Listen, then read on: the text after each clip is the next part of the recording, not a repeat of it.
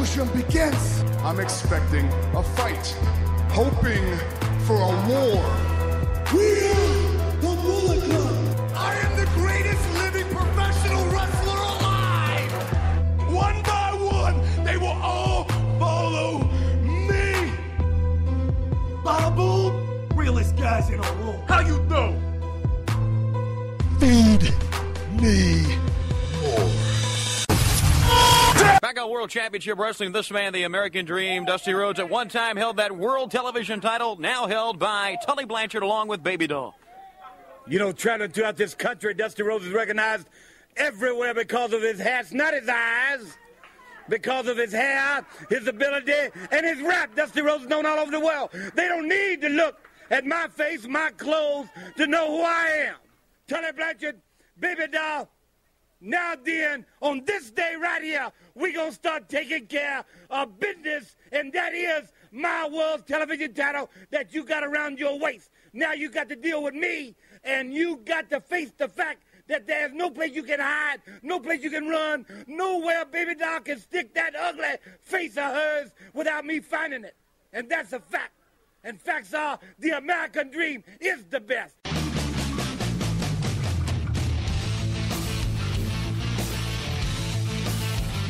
Ladies and gentlemen, wrestling to the mat.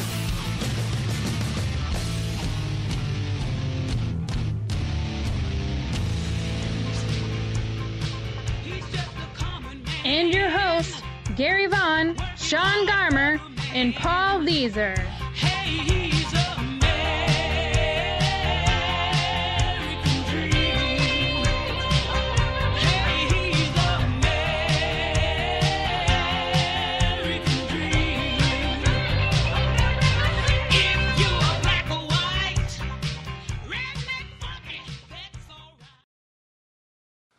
Alrighty, this is Wrestling the Max episode 147, and we come to you on a sad day in wrestling.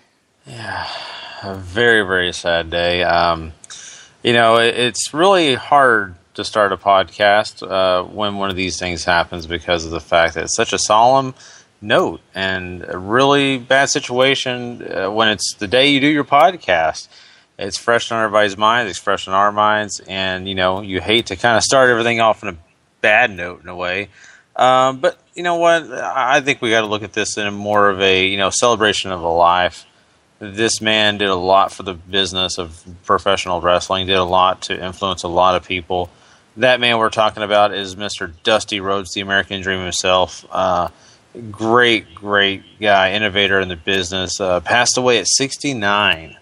And so we want to celebrate him today. But, you know, I want to get from what you guys, you know, your thoughts on the whole thing. And plus, you know, how he was maybe an influence or what you felt about Dusty Rhodes. How about you, Paul? I mean, I know you've studied the business for quite a long time. What were your thoughts today? You know, I actually got the text to work from a buddy of mine who told me that Dusty Rhodes died today. So that was a nice way to spend a break. Was learning that he passed. But when you think about Titans are just guys who made the business better simply for being in it, I think Dusty Rhodes is one of those guys. Not only was he a terrific promo, not only was he a terrific in-ring superstar, may not have been the best wrestler, but he knew how to have a match draw you in and make you care about what was happening in that ring. And not to mention maybe one of the best wrestling bookers the world has ever seen, regardless of country, race, creed, blah, blah, blah, whatever else you want to throw on. We lost a legend in every sense of the word today, and somebody, and a major part of the business, a major part of the business. Yeah, you're right, totally. And, you know, looking at this whole situation, you know, I know you've followed him quite a long time, and, you know, I knew Dusty Rhodes from what I'd seen in WCW here and there. Wasn't big on his history. I just didn't, you know, really just jump in the bandwagon of going back and watching all the 80s stuff that Dusty Rhodes did and all that, but I knew enough about him that you had to respect him just by what he's done, what you've seen, and all of that. And Sean, I know this guy had a pretty big impact on you and what you've enjoyed about professional wrestling. Yeah, I mean, for me, you know, being a young kid, I didn't grow up, you know, being in the era where Dusty was. You know, he was a WCW announcer by that time, but I had a friend who had old tapes of wrestlers, and like the first one I ever saw was Hulk Hogan, and then the second one I ever saw was Dusty Rhodes. And watching Dusty Rhodes and watching him speak, watching him wrestle, watching him do all the things that he did made me become a wrestling fan. I would not be a wrestling fan. I would never have been a wrestler. I would have never been anything involving wrestling without having watched Dusty Rhodes. He is, to me, the greatest talker of all time. He is the one of the most charismatic people ever. There's so many accolades for Dusty Rhodes that I don't think so many people that just only know the product of today understand how important he was, how important he is today.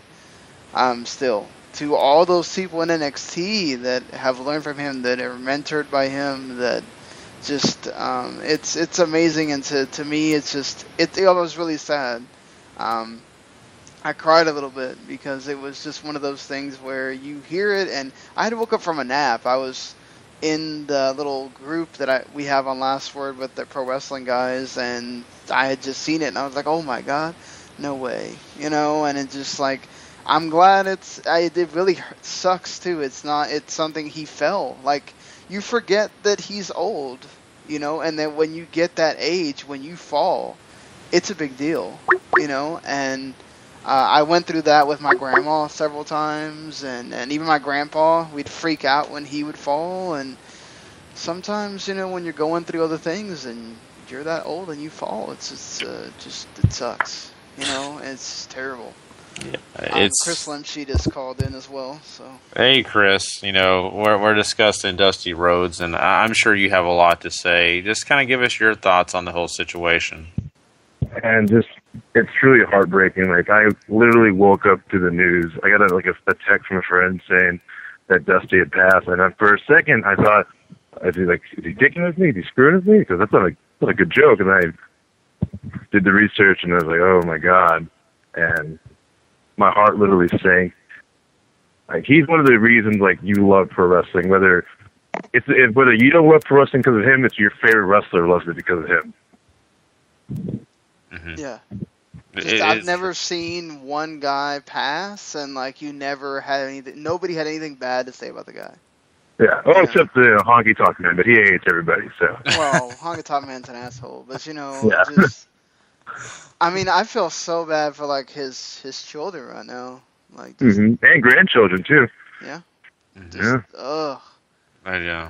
You know, it's sad to say, but I kept picturing, you know, those guys' reaction. It just kept going over and over in my mind just to see, you know, Cody being so upset. You know, and I'm sure, you know, Dustin, you know, the fact that, you know, he and his dad probably were at odds at times, and I think that he's probably happy that he was able to get close to his father here in the later days, and the opportunity that the entire family have had to just enjoy the business together at points. They worked together a little bit towards here at the end, and that was cool. And I know that they had other plans they wanted. That's probably the biggest disappointment I think all those guys have, is that they didn't get to maybe fulfill some plans that they had, you know, in the works.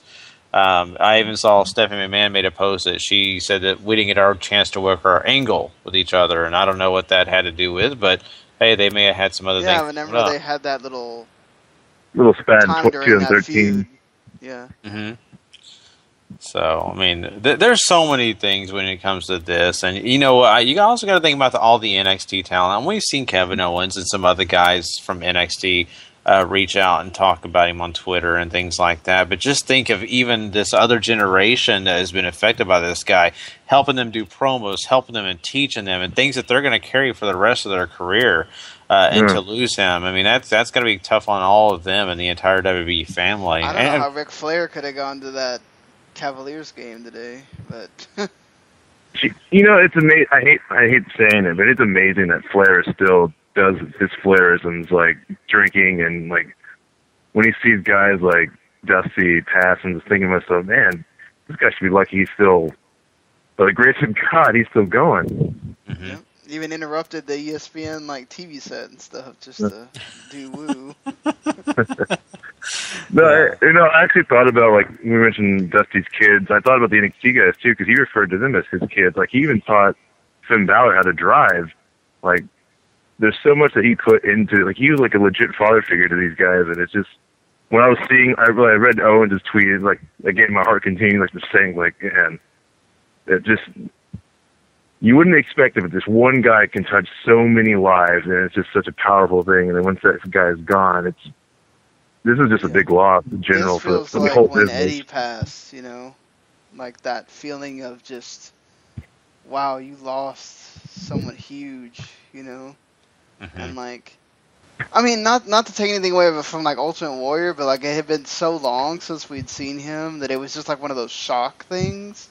Mm-hmm. I think Eddie and Dusty were just one of those things that's oh my God, your heart just sinks, they we have Warrior, yeah, he'd been gone for so long, but Eddie and Dusty, they've just been there contributing behind the scenes. With Eddie, he was a spiritual ringleader or spiritual leader in the back for the people. It was just losing again Dusty, a teacher, a mentor. It just hits even harder, worse than home. Mm-hmm.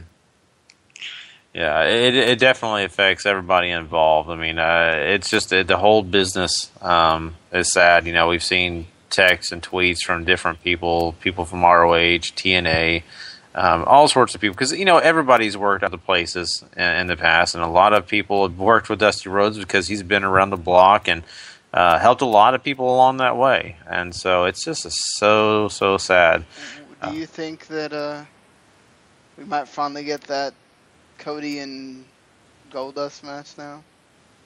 I think the Stardust character is officially dead now. I was actually talking to a friend about that because, at least in this current Stardust character is just someone who's denying his Rhodes legacy. So I can't imagine they'll keep that going, especially since they're not doing anything with Stardust anyway. I would like for them just to go back to being Cody Rhodes and just kind of go from there. But I think Dustin Goldust is still hurt. Isn't he still injured, right? Yeah. Yeah. Well, Goldust as a character has been around a long time, but Stardust is fairly new. I would be interested in seeing if they just did a thing where you see Stardust wiping the makeup away and say, you know what, I'm a Rhodes. I'm proud to be that. Something like that. Mm-hmm. Whereas Goldust, he's been Goldust forever, so you don't have to have that with him. But Cody, that would be an interesting tribute if they were to do that. I think that'd be a perfect way to just make Cody. I think Cody becomes somebody important again the moment you do that. I think the fans latch onto him. I hate to say this because I hate it when we didn't like it when Ray went through this, but sort of use your dad as a vehicle to maybe finally. With Ray, it's different because he's not actually related to Eddie, and that felt more like. I probably still would have. Yeah, but when you compare him and Chavo, was Chavo going to get over because of that? No. No. Yeah. So, I'm just really interested. There's going to be so many things that they're probably going to put into play that probably will get shot down and some that will actually make it through. But I really want to know what we're going to be seeing next Monday on Raw. Did you guys catch SmackDowns at all? Did they pipe in a video package for him at all, or anything, or? Shoot, I didn't catch it. Yeah, I didn't either. If not, then they could easily do something at Money in the Bank. Do something for the pre-show as well. That's what I figured. Is they would just do it at Money in the Bank. Mm-hmm. Yeah, I'm sure they'll probably do the bell tolling and all that at Money in the Bank, right, instead of Raw. Mm-hmm. Yeah. Yeah. Okay. They might do it at both, Mm-hmm. Do you think they'll do a kind of what they do with Warrior network special on Dusty? I would hope so. Yeah, that would be awesome. His DVD that came out, a long time ago, almost, it's almost 9 years ago at this point. Yeah. is on the Beyond the Ring, so you can go see that for people that, they could direct them to that if they wanted to. But it would be nice for them to make an updated, like, see like the current kind of guys. They need to definitely put something on. I know they do prepackaged, vignettes and stuff just in case someone does pass. I'm sure. I mean, I don't want to say anything about someone alive, but I'm sure Hulk Hogan has one. I'm sure different guys around the business that are up in age probably have vignettes already put together by WWE, ready to put out there if they need to do that. But this would be a great tribute if they were to put some of those DVDs or anything of Dusty Rhodes on the network. Just, honestly, like today, I would have loved to be able to pop on the network and sit there and watch hours of Dusty Rhodes to see what he's done and, just remember him. See some old matches, too. So they were showing, I think, WCW stuff or something when I was looking at it today. Oh, really? So maybe they were playing. See, I didn't get a chance to check it out, but I just had not heard much about it. So, but anyway, anybody else have anything else you want to bring up about Dusty Rhodes before we move on? Just, Heaven gained one of the greats today. Now he's truly whining and dining with the kings and queens up there. I imagine him and Macho are having a good old-fashioned, good old promo off, if you will. Having an elbow battle. Who could... Love to see that. They officially did not, from what it seems like, do anything for Dusty on SmackDown. Okay. It's too soon for them to throw in a package together, Yeah, that's what I was wondering, how fast they sent the tape over to Sci-Fi or the network, whatever. But you know what? We'll get some great stuff. I know we will. Money in the Bank, and I'm sure on Monday Night Raw we'll get some more of it because I'm sure it's kind of hard to slip all that into the pay-per-view. So, very interesting stuff. I wonder if stuff. they'll let them do a whole, letting them talk about it and everything.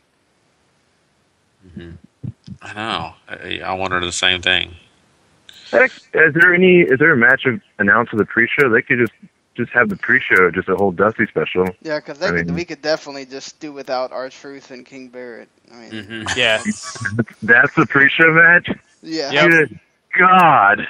Because R-Truth keeps having storylines with King Barrett. So. Can we just say that the King gimmick was never going to go anywhere? But can we just throw that out there? I mean, come on. Yeah, I guess not.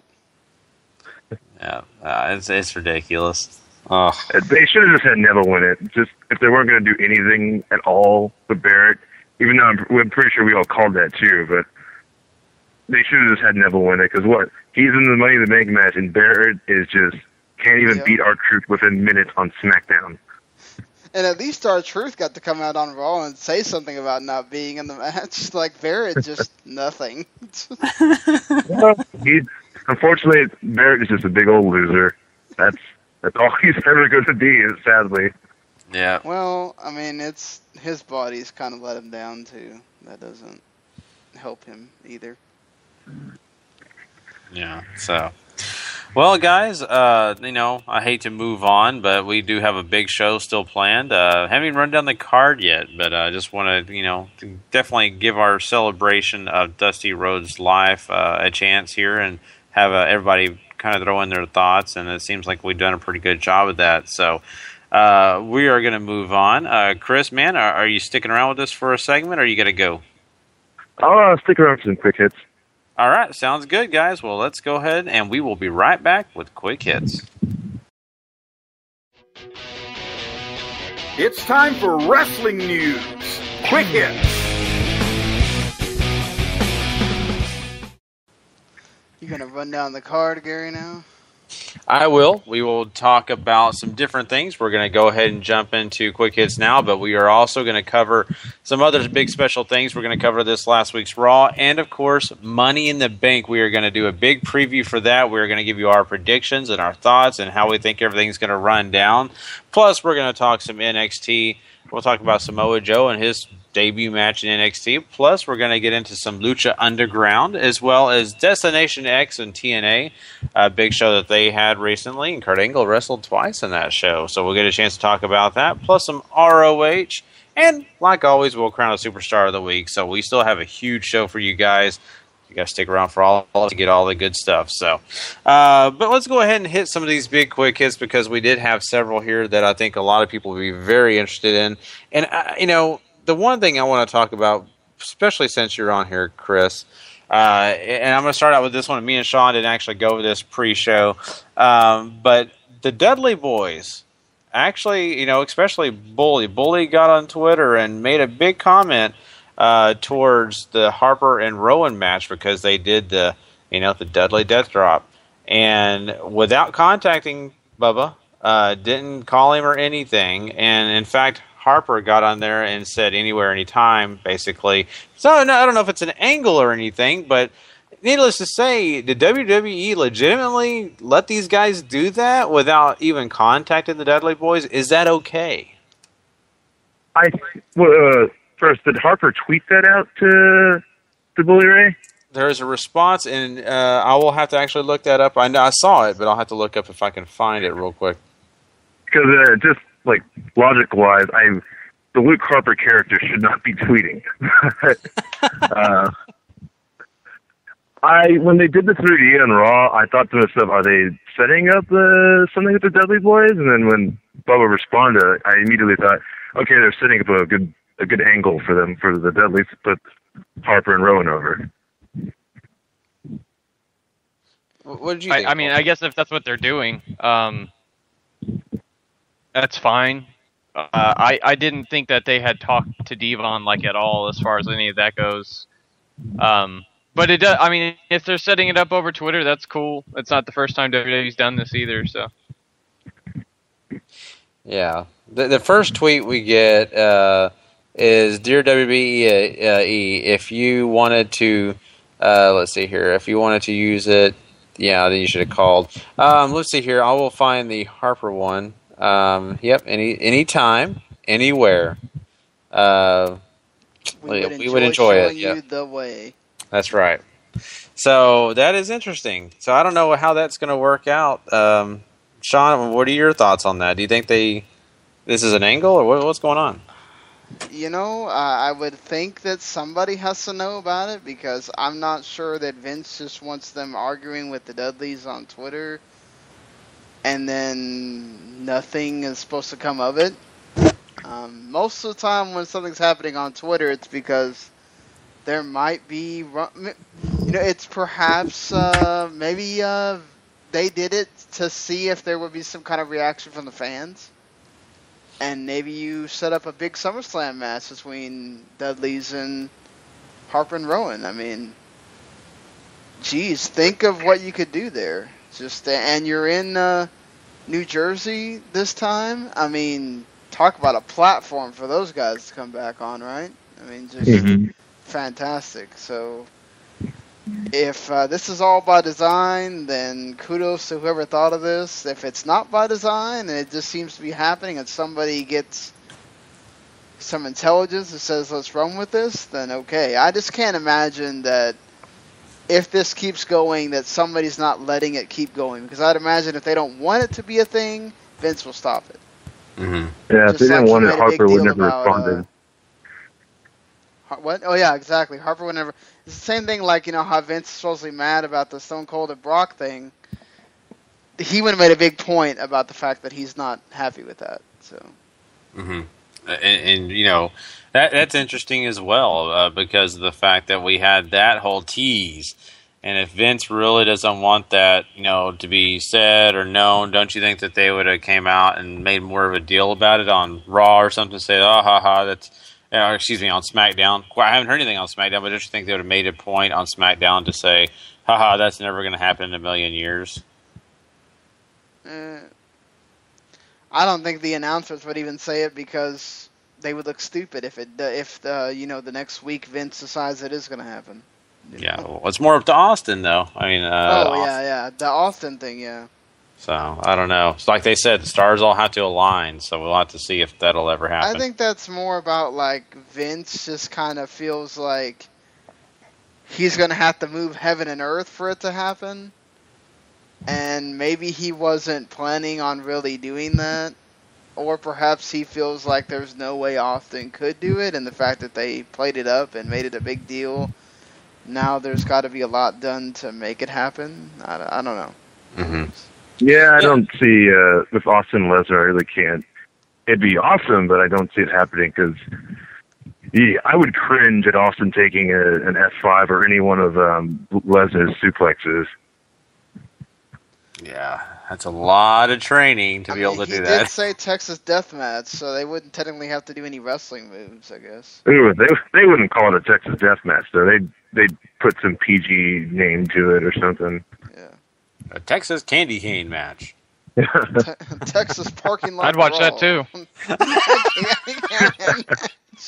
Paul's all in no matter what. Call it what you will. I don't care. I'll take Austin any way I can get him.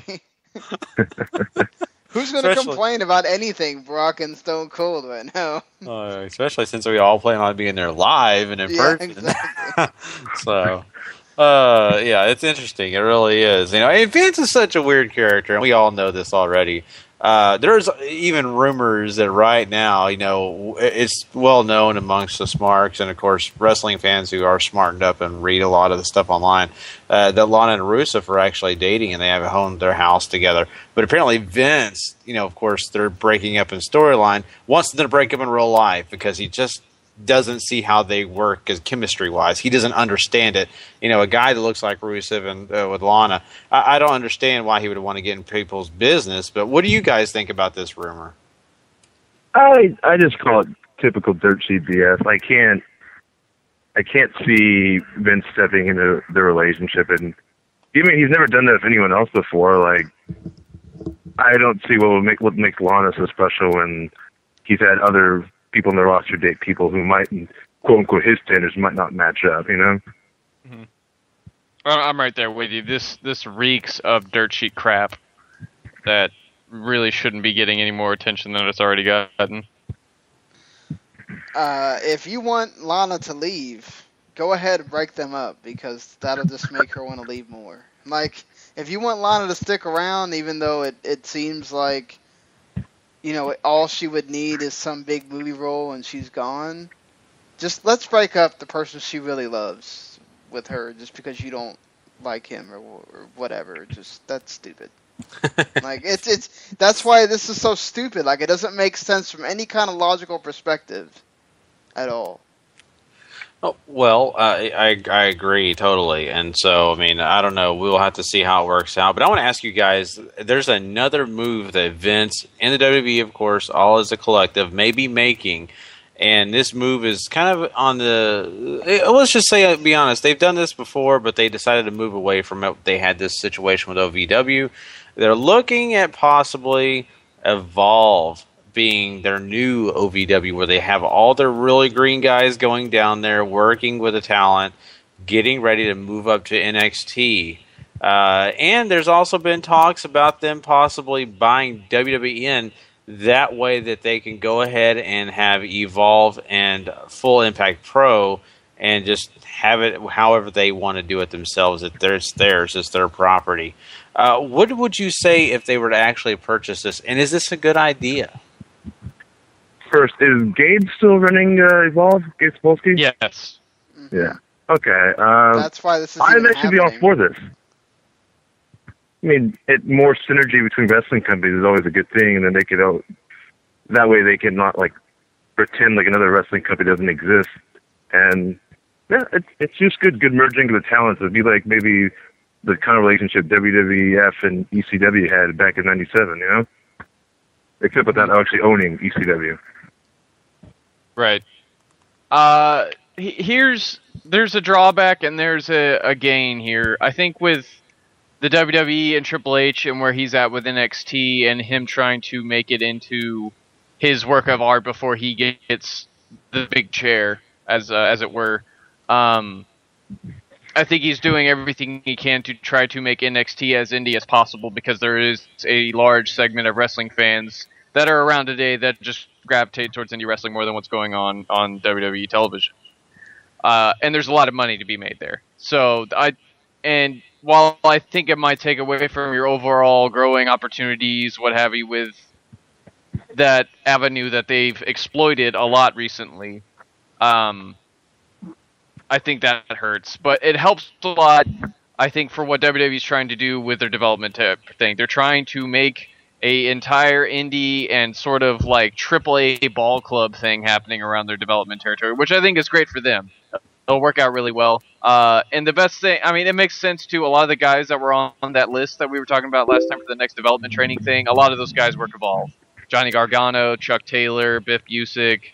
I think there was a few more on there that I missed too, but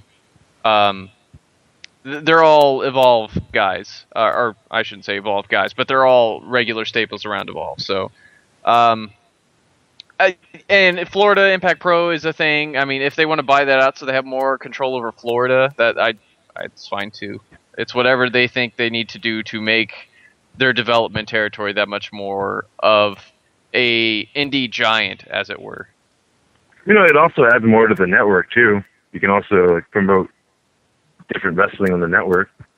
I don't know if you're gonna get people to want to watch super green guys trying to figure out how to wrestle a match, but if it happens, Isn't that what tough enough is though? Yeah, is that you can have the cross motion with the talent that's there that actually does know how to wrestle would be pretty interesting. See, I would think you would want to move them to NXT though. Yeah, but that's also been part of the talk, is to be able to have cross promotion. Maybe you have some of those guys go on some of the NXT like live events, and you have, you know, matches against each other or whatever. There's a lot of possibilities of this. I'm glad that we don't have any cynical people here that are going, "Oh my God, the indies are dying," and like Triple H is trying to kill the indies and all this stuff. Like, guys, just shut up already. Just like, can we not see the big picture here? Like, it's exactly what Paul said. Triple H wants to make this. He wants to continue to help NXT. What does he care about whether this hurts one segment of indie or whatever? You still have ROH out there. You still have TNA out there. You still have others New that Japan. are out. PWG is still out there. I don't really consider New Japan indie. They're just from another country. But, like, you know, I mean, you still have other things that are there. And Triple H just wants to be able to make NXT better. What's wrong with that? And if you make a pretty much your own farm system with various territories or whatever, I mean, that only helps the talent become super awesome by the time they get to, I mean, like, if they're in WWE and they go through that entire system, you know they're ready. Like, they're going to be awesome when they get up to, you know, Raw and SmackDown or whatever. Like, you know, you also had a great point too. Like, it helps with NXT because once again, once guys like Balor, Tommy, Neville and Owens are already up, and Zayn, once those guys leave, there's like going to be this huge hole that needs to be filled. So it helps with the general cycle of the business. Mm-hmm. Yeah. Exactly. So I mean, yeah, it benefits WWE in the end, but WWE is not going anywhere. Well, it gets to evolve more exposure too. So I mean, it's not that they're going to get nothing out of it as well. Hey, I'm sure Gabe's not going to hate being a WWE employee. You know. Yeah, again. Yeah, making probably more money than he's making right now. So. No. Yeah. True. You know, and this is interesting, you know, because this is, once again, it's something else to build on the WWE empire and something else that could really help their young talent. And looking forward to seeing that. Like Chris had said, you know, I'm not sure if we're going to be excited about watching it on TV, especially with really, really green people wrestling in a ring. But we don't, you never know. They may show some of it. Something we will be seeing on the network, though, guys, is the Slammy Awards. They're moving those over to the network as a special. Smart idea, or do you kind of wish it would stay where it's at on Raw? At this point, the Slammies are just kind of a non-factor to me. I mean, so they really mean anything or lead to anything really special anymore. So, I'm for the move. I think the Slammy Award episodes of Raw they're not great television, and they take away from what you're watching Raw from, because they have to dedicate more than half the show to giving out awards and whatnot. So I'm all for this. I think it's good because you can make it into kind of like what you do with the Hall of Fame. You can make it its own thing. You can give it its own red carpet. You can invite celebrities to it. I mean, you can do a lot of different things with it. Whereas with Raw, it is what it is. You still have to have wrestling on the show. You're having it during a terrible part of the year anyway, where it's basically like a filler show, you know. So why not have it on the network and be able to do something different with it, you know? Mm-hmm. There's somebody that actually may not get an award at this Slammy for the Slammy Awards, and I'm not sure. Maybe he can get it somehow, but I just don't know. And that's Tyson Kidd. I mean, he's going to be gone for quite a while, maybe even up to a year, with his injury to his neck. This is just something that's kind of a sad story because this guy was just starting to get really hot with Cesaro in a tag team, and we've been really enjoying his work, and all of a sudden it's all taken away. So just what are your guys' thoughts about this? Is Tyson Kidd really going to be missed on this roster, or are we going to kind of forget about him as time goes on? I feel really bad for Tyson because, yeah, like you said, he just finally found his groove. He finally put himself in a regular position on Raw, and now he's out for 1 year, which you know how Vince is. Once the toy leaves, he'll just play with a new one and forget all about the old one when it comes back. Essentially, since it's going to be a year, I can't see them finding a new role for him. And plus, I also feel bad for Cesaro too because they weren't going to do anything with him as a singles, and now that this tag team is kind of over, I don't know if they're going to do anything with him again. So, yeah, I think I'm with you more because I think it hurts as much as it sucks for Tyson. It hurts for Cesaro too, they're going to have to try to find something for him to do now, whether they think that's in a singles role or doing whatever else. Just gonna have to wait and see. Well, Paul, remember he's Swiss. He's too Swiss, so he can't be pushed in a singles role. Yeah, we don't get him apparently. Yeah. He needs longer arms. That brass ring is just too high.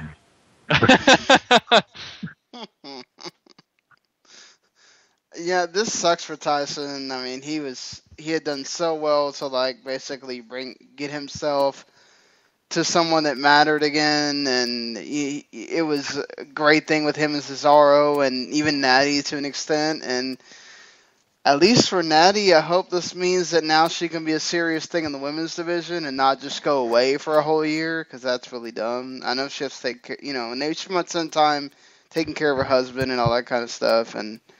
But I would hope that this means she can go back to the women's, Divas division and do something where she belongs. That's where she should be, out there schooling everybody, and not always be Paige against Nikki Bella or whatever.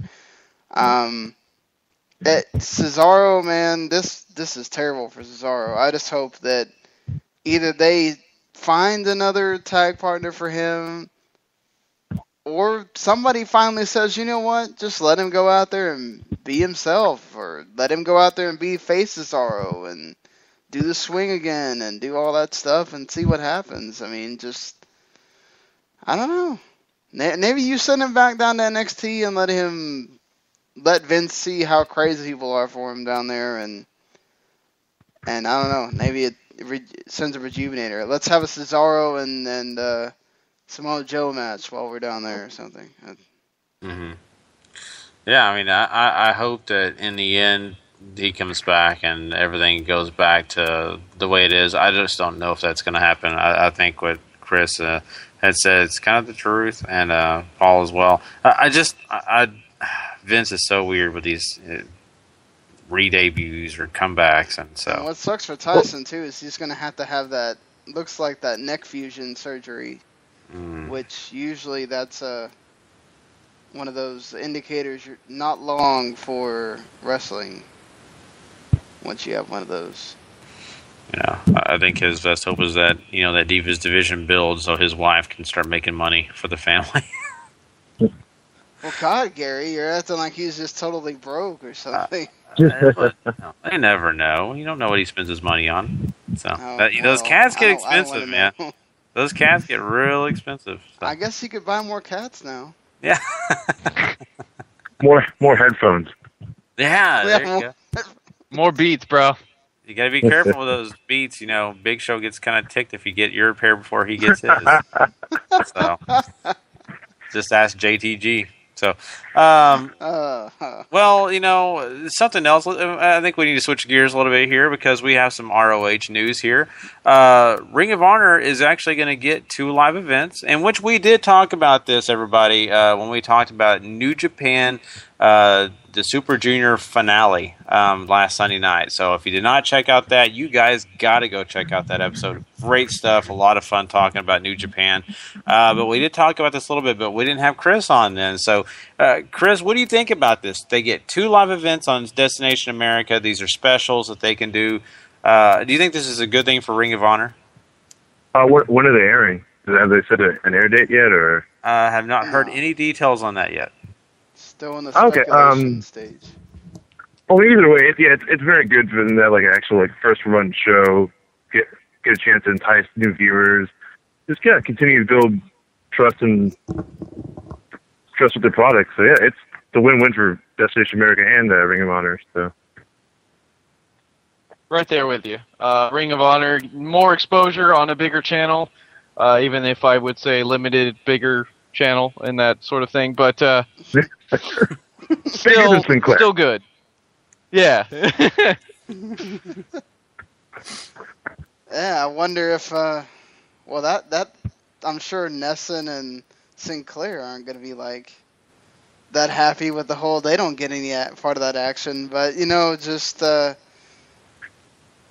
this is good. This is a good thing. Destination America needs to have their own ROH specials where they can say, okay, this is ROH on Destination America. They can promote it, which is something that would actually, help ROH, not just act like it doesn't exist and it's just there on your channel. But maybe that's just me. It's weird that they don't promote ROH that much. I mean, it still gets good ratings for not being promoted, but I do think that's kind of strange that Destination America is promoting them as well as they should. Yeah. And it kind of brings us to the next thing we wanted to talk about is the fact those ratings, exactly, Chris. I mean, this week, ROH stayed kind of similar to where they were last week. They lost a little bit of viewership. Following them, TNA kind of went up a little bit, but we also have to remember that was Destination X. So that was kind of a special show for TNA. You had 2 Kurt Angle matches on that show, and one of them being against Austin Aries. So that's kind of a big deal stuff right there. But looking at all those things and the fact that, we're expecting ROH to be a good lead-in, is this too early for us to read into this, or should we start thinking that maybe Ring of Honor is just Ring of Honor? It's not going to help TNA? I think it's too early for it to...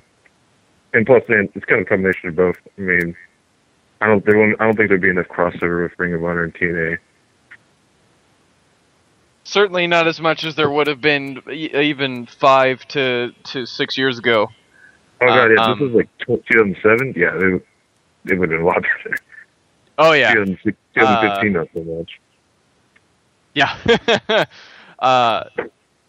I'm with you, Chris. It's too early to tell. We haven't gotten the best stuff from this last taping that Ring of Honor is still on yet. So I think, and hopefully that the people that are sticking around will stick around to see that, but we'll see.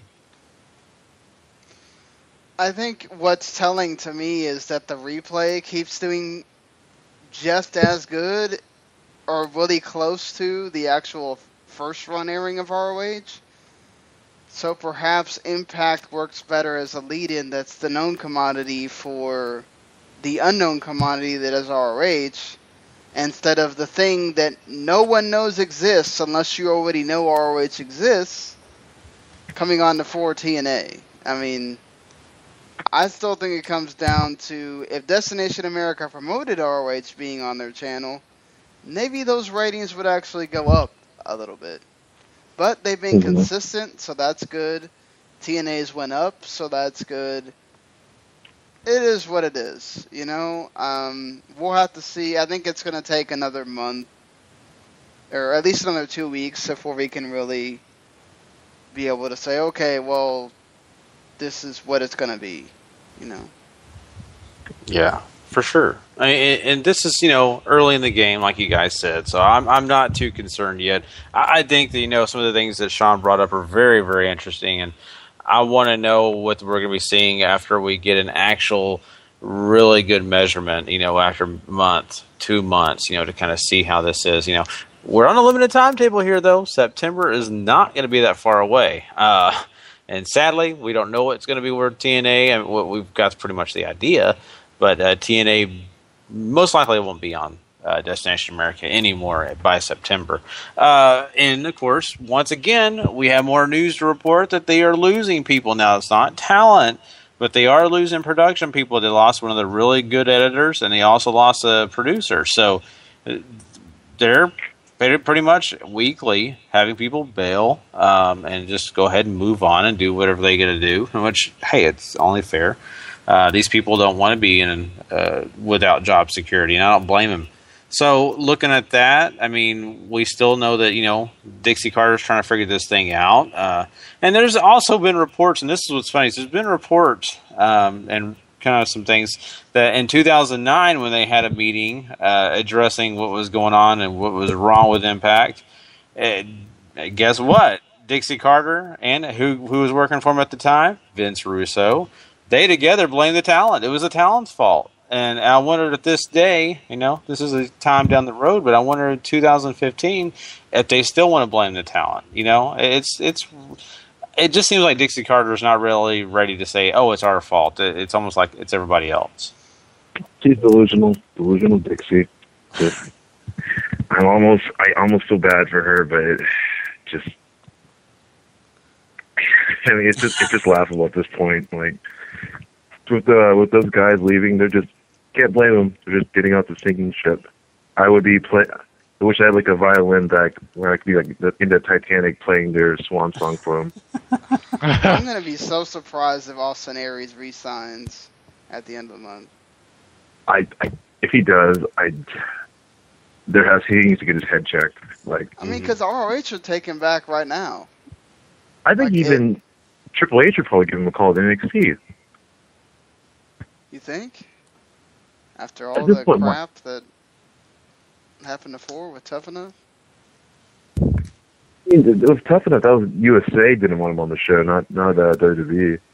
Ah, okay. Yeah. I think he's Global Force Wrestling bound personally. But with the TNA guys, it makes sense. And the Kazarian interview that you were kind of mentioning, Gary, where he's pretty much saying that communication has always been the problem in TNA. It has become painfully obvious recently that is why they are failing, is that they can't seem to get anything right in trying to get their talent motivated, because obviously you're blaming the wrong guys. If you've watched your television show at all, you know it's not their fault. And if you watch or just read any of the dirt sheets things that have come out about them, the bad press, like the leaked email to the network exec at Destination America and all this other stuff, they can't seem to want to tell anybody something straight, and that's not good ever in any business. I just don't understand why you don't just go, look, my bad, we screwed up here, I'm sorry, let's start anew with something. How can we fix this? I don't get it. Like, what business runs like this and lives for 13 years? Like, I don't understand how. Not lives, survives. They've just been surviving. Like a threat. Most things don't survive when you don't have communication. Like, if you're blaming the people that are going out there and wrestling on your wrestling show, and you're not accepting responsibility for the stupid things that you do, how does this continue to work? I don't understand. Have you guys seen the You Shoot with Dutch Mantel? Mm-mm. Where they asked him about something where Dixie blamed him about the what was it? The Sting Abyss casket match, the awful casket match that they had, and they played a clip of Dixie saying, "Oh, I don't know why people are saying Fire Russo. I mean, that was a Dutch Mantel idea," and Dutch is just bullshit. That was all Russo and you.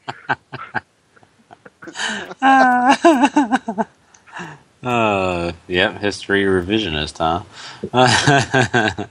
Of course, Dixie's not gonna blame herself. Like, so sad. I mean, and that's why she's where she's at. Why the company's where it's at. It's just, if you can ever take responsibility and everybody else is a scapegoat, eventually it's all going to come crumbling down, which it is. So time shall tell, and we'll find out more in the future.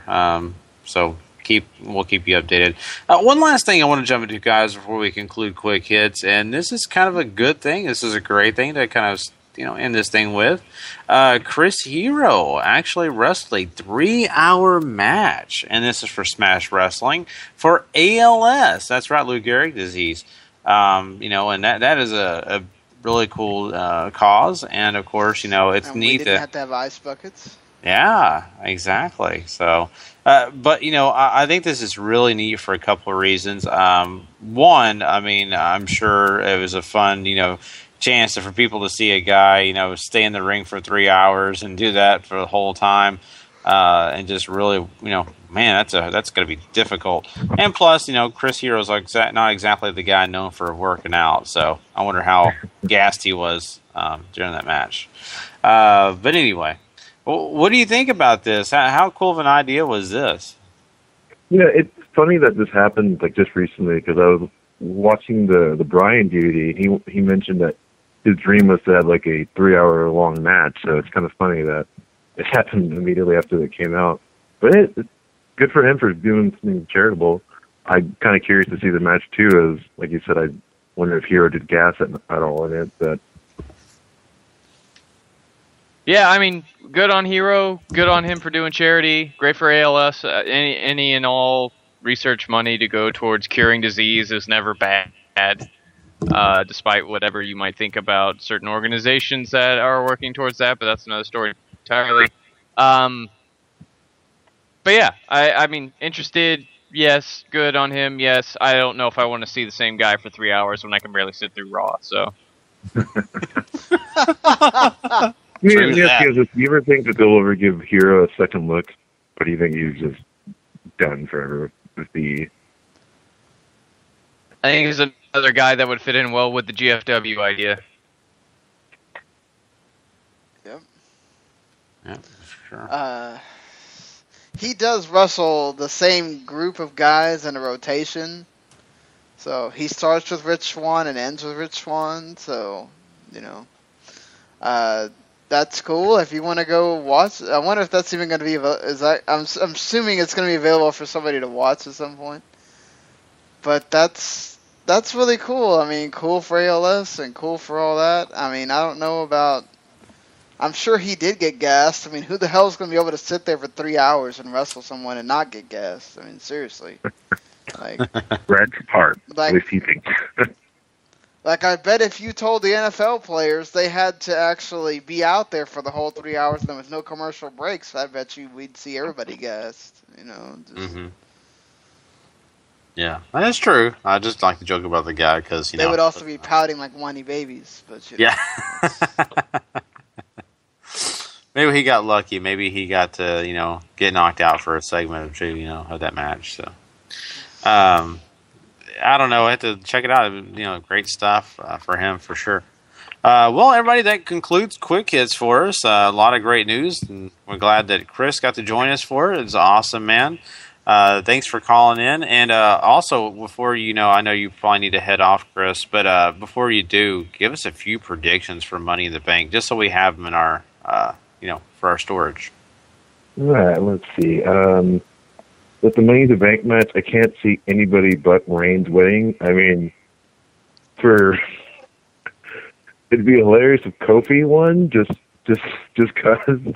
I mean, now why not? He's wrestling Brock at the July 4th show anyway, so, I mean, there you go. But with the Divas match, I'm assuming... Have you guys been noticing or picked up on this? Do you think that they're just keeping the belt on Nikki to have her break AJ's record? Harry brought this up, and it seems more likely every time a pay-per-view goes by. But she should have lost it by now. I'm thinking, Naomi should have won it at least 2 months back, and suddenly she's a heel again now. So just Charlotte but and what Sasha happened to can't come Naomi? up. She's been gone. And Tamina Exactly. too. She didn't win the belt, which completely kills the point of the heel turn. But yeah, with the Divas match, just give me Charlotte and Sasha. They can't come up any faster. Just get past this Nikki Bella and Paige stuff. I even love Paige, but I'm tired of the same people in all the Divas matches. Like, it's tired. We need some new blood, seriously. Let's see. IC match. Oh, I do want to comment about Raw. Why did they have Ryback give Big Show the shell shock on free TV? That, like, when I saw it, like, well, what's the point of seeing the match now? Oh boy, don't get me started on that. Yeah, I know. It's me. It's interesting too, because that's what I thought was the selling point. But I guess they want to prove to us that there's other selling points, which I don't think they'll deliver. If the selling point was now if it was a retirement match for the Big Show, then great. But now, I mean, we saw the shell shock. We now know that Ryback can pick him up. So what's the drama of the match? So I mean, yeah, Ryback to retain. Cena to go over Sting, or Cena to go over Kevin Owens to 50-50 booking. They'll have the blow off at Battleground, assuming. And for the title match, I got Ambrose to win and then Reigns to immediately cash in on him. Oh, okay. I like that. So kind of a little bit of change of events there. I like that. So, well, Chris, thank you so much, man. We appreciate you coming on and giving us your thoughts on Dusty Rhodes, and of course joining us for Quick Hits, man. It's been a blast having you on. Is there anything you have anything you want to plug or anything before you get out? I will be doing a podcast sometime over the next week reviewing Jurassic World. I saw it earlier this evening and be delivering my thoughts on that. Oh, awesome. And my thoughts on Inside Out as well, the new Pixar film. So. Oh, great, man. So definitely hit us up on the Facebook page. We'll let everybody know. So everybody keep checking our Facebook page. We're going to let you know when that podcast does come out for sure. Real quick, is it worth my money? Jurassic World. Just a sneak preview for me. It's better than 2 and 3. Okay. Nothing can top the first one, but it's good. You should at least check it out. I mean, yeah, there's no talking dinosaur in this at all. So okay, good. You got to try to get Jay on that podcast, man, because listening to him rant about it on Facebook was just hilarious. Oh, God, yes, yeah. I do want to get him on. In all caps. I mean, it's cheesy, but I just went into it like with low expectations because the Jurassic Park franchise has just gone down like such a. I was expecting like crap, and I was like, oh, okay, it's actually better than I thought. Not great, but what you expect. Fair enough. Okay. Well, we don't want you to give away too much. We want everybody to go check out that podcast for sure. So, once again, everybody, Chris Limsky, the fourth co-host of Wrestling to the Max. Man, thank you so much for calling in, buddy. No problem. See you guys later. Later, bud. Later. All right, everybody. Well, we are going to be right back. We're going to jump into some nice Raw talk, and I think we're going to have another guest with us, so we'll give you that guest when we get back to talk Raw.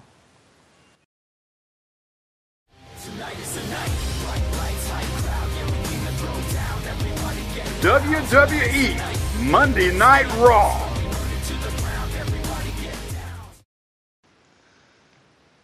This week's Raw was live from New Orleans, Louisiana. I'm trying to figure out if he wants to come on or not, because it is almost 3 in the morning Eastern time over here. Okay. He got on Skype, so. Awesome. If you listen to our Elimination Chamber review, he was one of the people on that Elimination Chamber review. Mr. Brandon Bisco Bing. Yes, I said his name right. There you go. Better than me.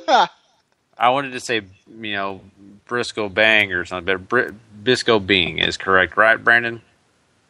He's not on. He just got on right now. Ah, there you go. Hey, welcome to the show, Brandon. Hey. Good to have you on for Raw, man. Yep. All right, so we start off a little bit different in this opening segment because it's not the Authority, thank God. But, you know, we still got John Cena, so I don't know how much of thanking God I'm going to be doing. But well, at least we got to see Kevin Owens basically tell off Cena for just that reason of having Cena opening the show almost every single time. True. Owens pretty much tells him, hey, isn't everybody tired of hearing your same shtick every week? And we get an NXT Open Challenge instead of a U.S. title Open Challenge, and it leads to a Kevin Owens versus Neville match, which was the best match on the entire show. Possibly the best thing about the entire show, but what'd you think, Brandon, about this opening segment and the match? I mean, I like the opening segment a lot. Kevin Owens doing what he's been doing for the past month now, coming out and telling Cena, we're tired of your bullshit. But yeah, I mean, the Kevin Owens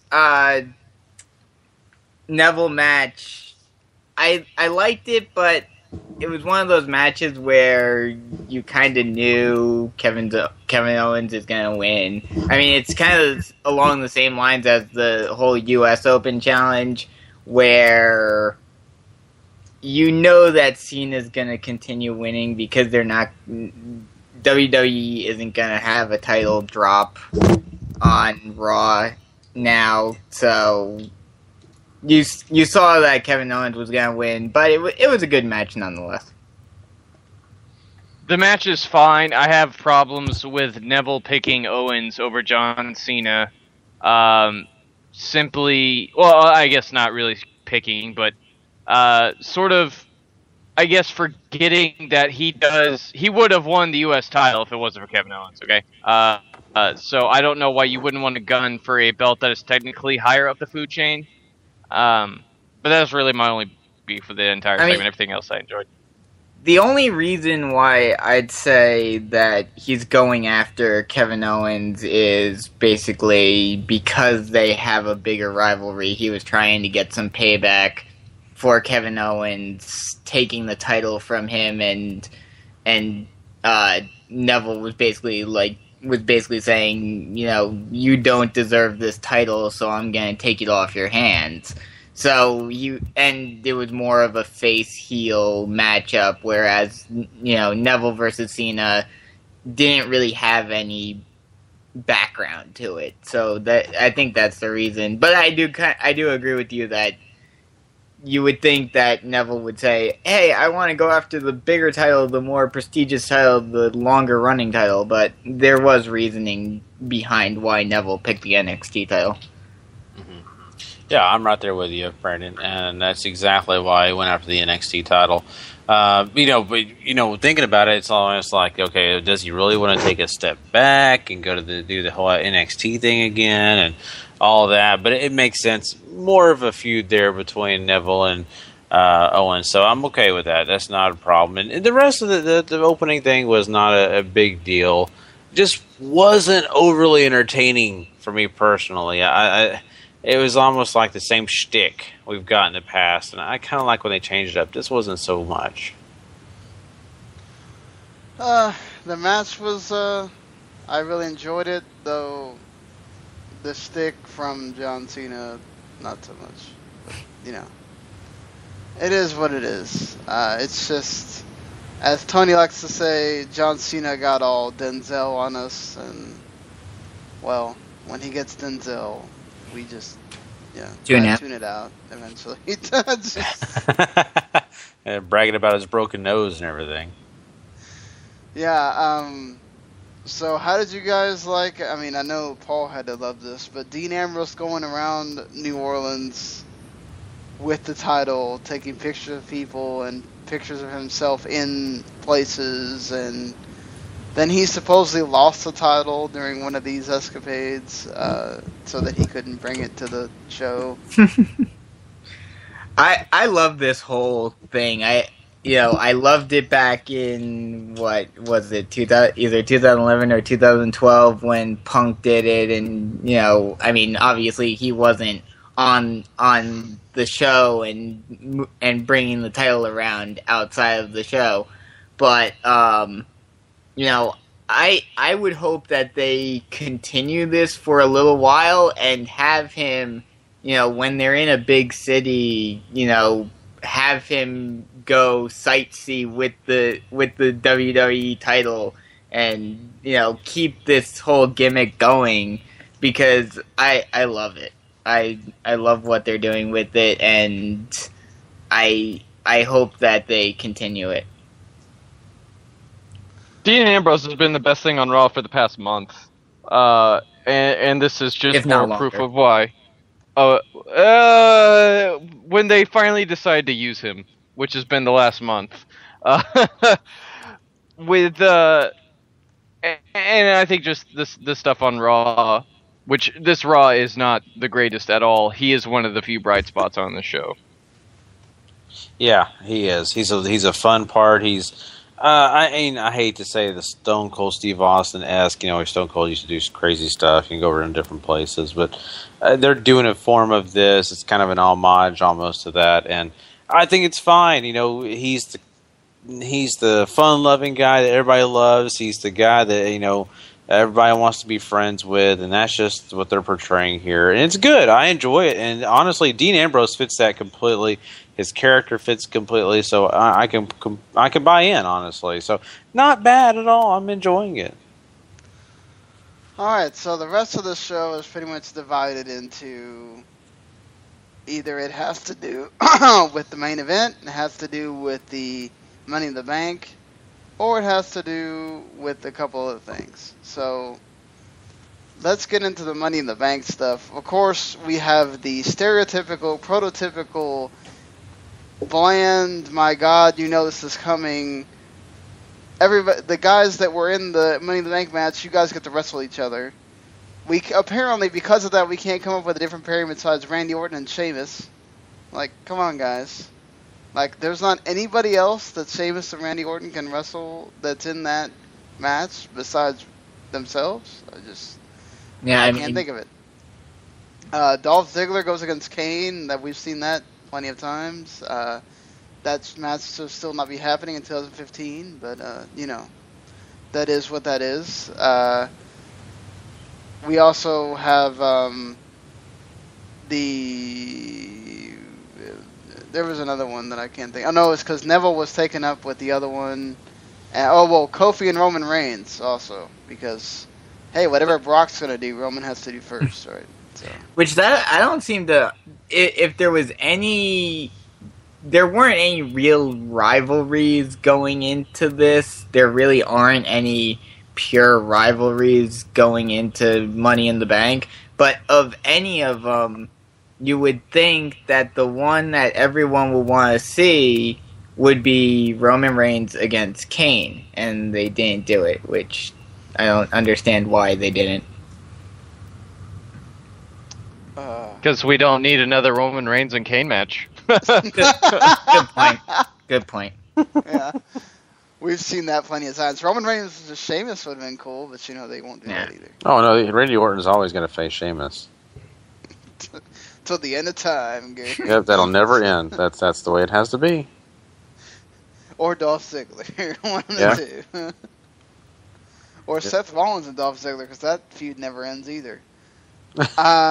Not that I'm complaining about that one. That actually has good wrestling in it. But so we also have the Divas, which, you know, they do kind of what the Divas do at this point. What do you guys think? Nikki and what was this? Nikki and Summer Rae. Summer Rae, which just screams excitement. Much like the Money in the Bank booking, this is more lazy and uninspired stuff just to get us through to Sunday.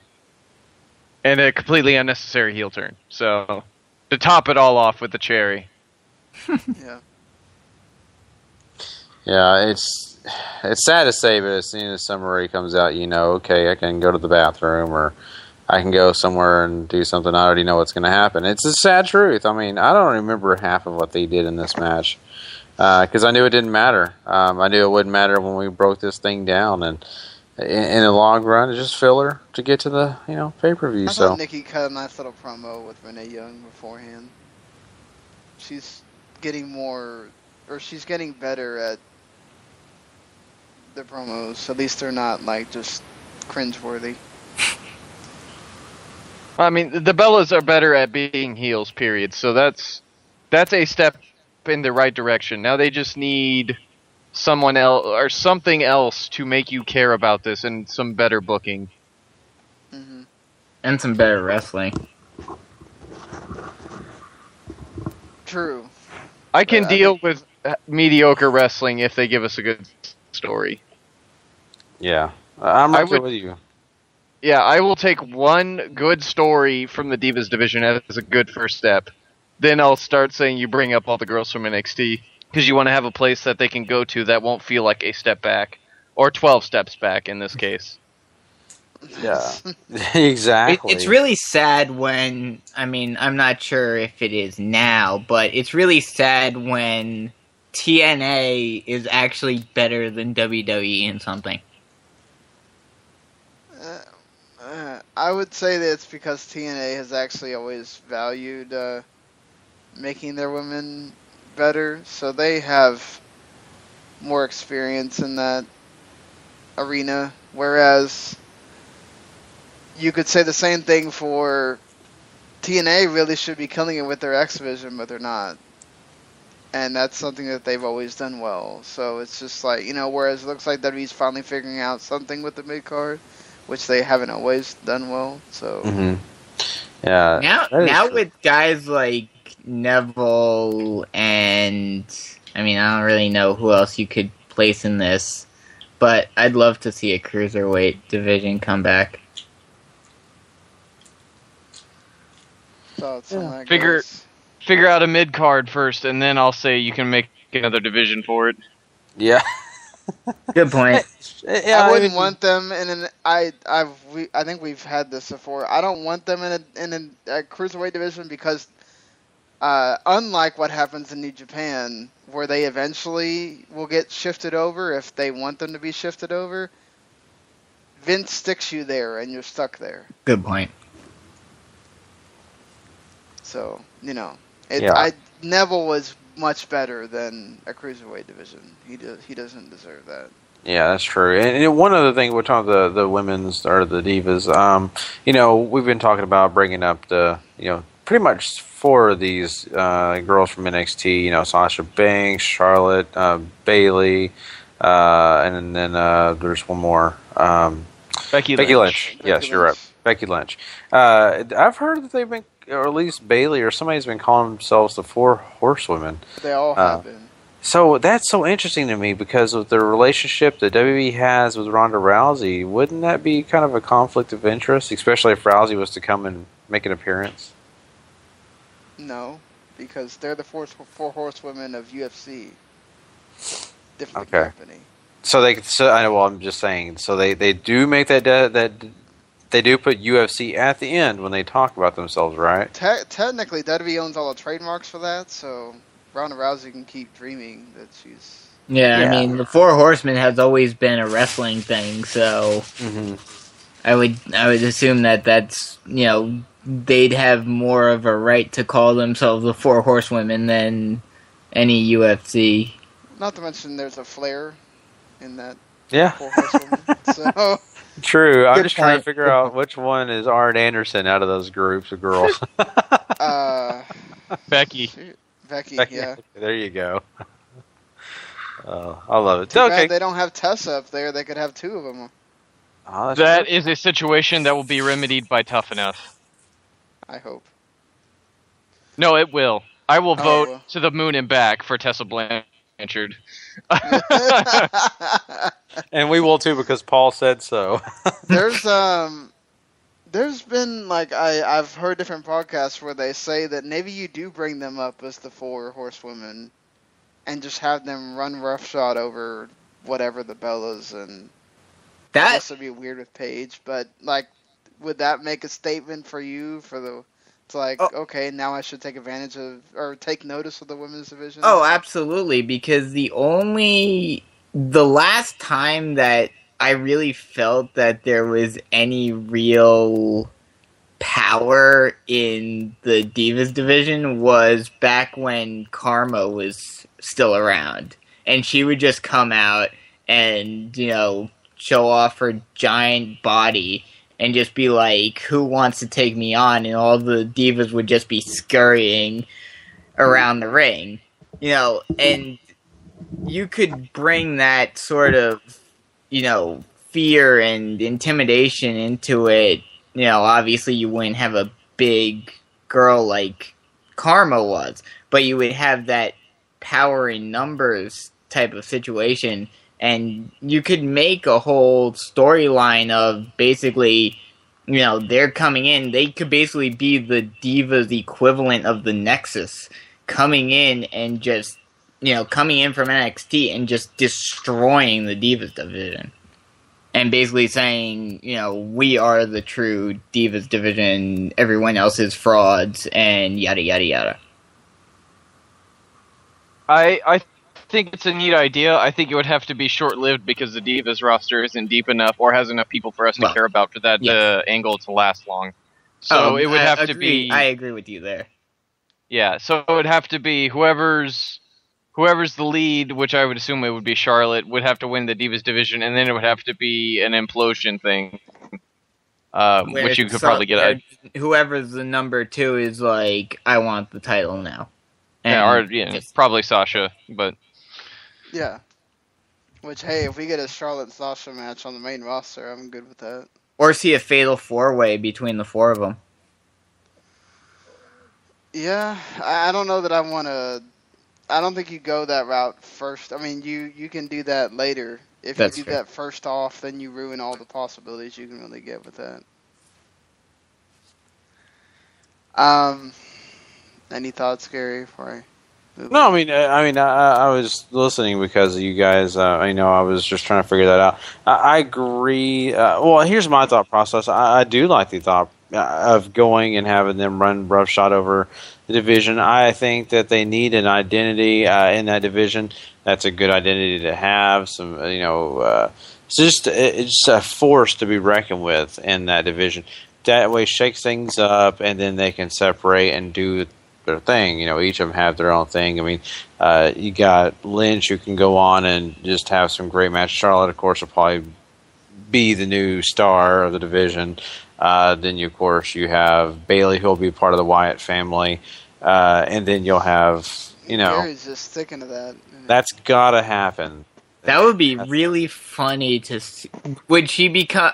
what would be a really cool idea with that is if she became... Because, from the get-go, the Wyatt family and Bray Wyatt had this whole thing of Sister Abigail. Have her become Sister Abigail. Mm-hmm. That's the thought process. His obsession of Sister Abigail would become that entity. Yeah, exactly. I don't know about all that, but I just don't want it to become a person, because then it becomes this thing where eventually it ends, and Good point. If it's this figment of his imagination, or it's like with with Pentagon Jr., where it's this master or whatever, you can keep that going for as long as you want to, and there's always that mystery there. But as soon as you make it, you can see it, there's an end. And the end is usually sooner rather than later, and it wouldn't make Bray Wyatt look good at all. But Pentagon Jr., the God is going to appear at their version of WrestleMania, Ultima Lucha. It's going to happen. Yeah. It's going to happen because what they're going to have is Carlito is going to be his God. Oh, God, Gary. Just saying. Oh, that'd just be the funniest God ever. He just comes on and is like, I'm going to spit apples at you. And just... You cannot do anything about it.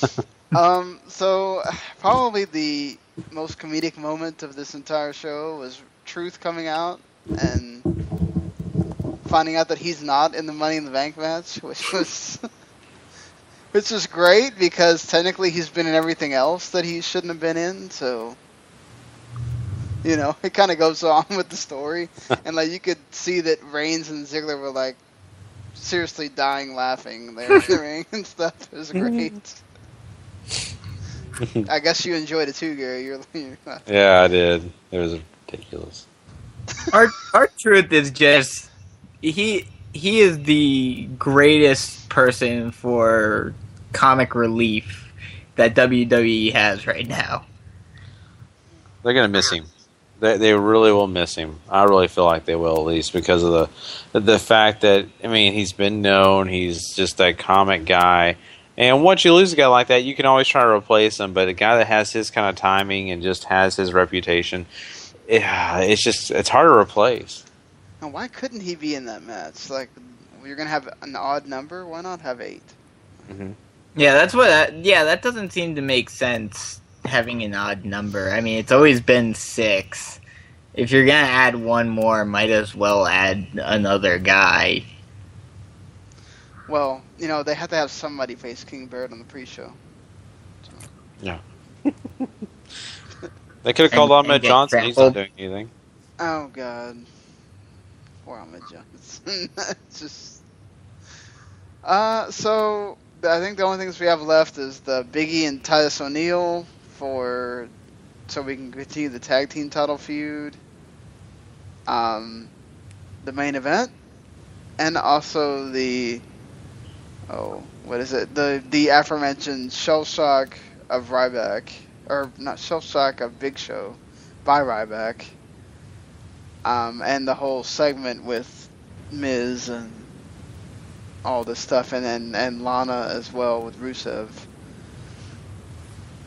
What do you want to discuss here, Paul? Well, anything Money in the Bank related is pretty lazy and uninspired. And while most of the wrestling I think was fine for the most part, it wasn't enthralling. It doesn't engage you. It's just, here it is, Money in the Bank this Sunday. Remember that. Okay. Miz TV. As Chris said, what's the point in having the match now? There's no mystery or luster behind if Ryback can lift Big Show or not. So that's another match down the pooper. And I actually enjoyed the main event stuff. Roman Reigns setting up for Dean to take his seat with the popcorn, a giant bag of popcorn and soda, and pretty much have J&J get the upset win over Rollins because of Ambrose. It was a fun and 15 to 20 minutes ending of that show, but just not enough to save it from being completely forgettable. What about the Harper and Rowan stuff as well? It's fine. They're clearly being set up as the next challengers for whatever's to come for the New Day. So, sadly, they probably still won't get the titles. No, they won't. Probably not. The New Day are sitting pretty to make the Usos look strong when they come back. The one thing I'd like to see, which I doubt will happen, but I'd love to see Bray Wyatt join back and have a full threesome Wyatt family and have them go 3-on-3 against the New Day. That would be an interesting feud, I think. If you did it correctly. I wouldn't be against it, personally. I just don't know how soon they would want to put Bray back in that situation, only because his singles thing isn't going great, but I think they still want to keep him there. But I wouldn't have a problem with it. I think he's not doing anything. Yeah, he's not really doing much. After his feud with Cena, he basically dropped off the face of the map. He had that one feud... he had the whole Undertaker thing, but that wasn't... No one really... Me personally, I didn't really take it all that seriously. I felt like it was just something to get Undertaker to come back, and he was gonna destroy Bray Wyatt, which he did. And, I feel like that pretty much destroyed any momentum Bray Wyatt had. Yeah, I think they're trying to be very careful on picking and choosing what he's going to do. I think they want Bray Wyatt to be something, but they can't figure out where to place him without hurting him even more.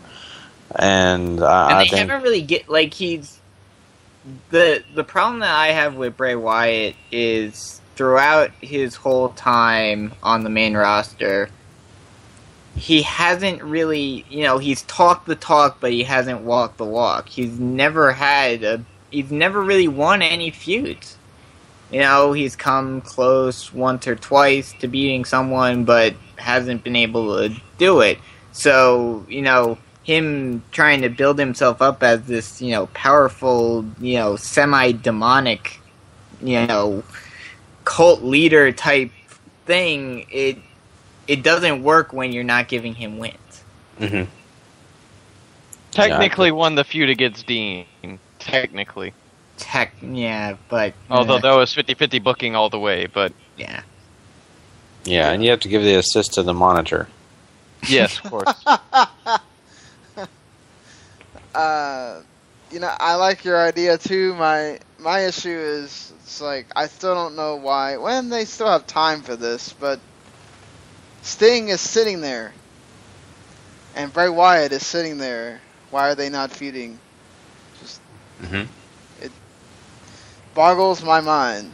If we're gonna... Well, I think I can answer that very simply. Either A, Sting doesn't want to do anything right now, or B, WWE basically is saying, screw you, Sting, we don't want you to do anything that will make you big, because we all know how Vince McMahon is about WCW guys. Well, number 2 is rather likely, but number 1 is not an issue. I think it's just he made it clear. He said he's game for whatever. So if you tell him you're going to be at SummerSlam 2015 in New York in front of that crowd that's going to love the crap out of him against Bray Wyatt, somebody that I'm sure he's seen and probably thinks a lot of, I don't think he's going to say no to that. I think it's all down to... And you know what? What's so stupid is it's a way for Bray Wyatt to correct the losing to Undertaker. If he beats Sting, even though it's going to make Sting look bad whenever he wrestles, if he does have that match with Undertaker. But still, I think it's like a great way to say, look, well, Sting did all this stuff. I still stay on the face of fear or whatever. If I beat Sting, then he has a little bit of a piece to be able to say that he is the face of fear. That is a good point. I'm being too logical, so that means WWE's not going to, Yeah. It's true. But, no, I wanted to touch base on the fact that, it was a tag team, Sean, and you mentioned the, Luke Harper and Bray, Bray Wyatt. Rowan and Harper, both those guys are made to look strong. I don't only think it's just for the Usos. I think for the Lucha Dragons, their names haven't been thrown out there yet again. And I think after we get through this pay-per-view, we may see their names pop up again in that conversation too. And I'm a big fan of millions of dollars, but the primetime players, I think they're being used just to help further the division. I don't think that they're going to do anything, even though I would love to see them with the belts. I think they deserve. So would I. It would be great. They could brag more about millions of dollars if they had the belts. But, I think that's on down the line. I don't think it's built for now.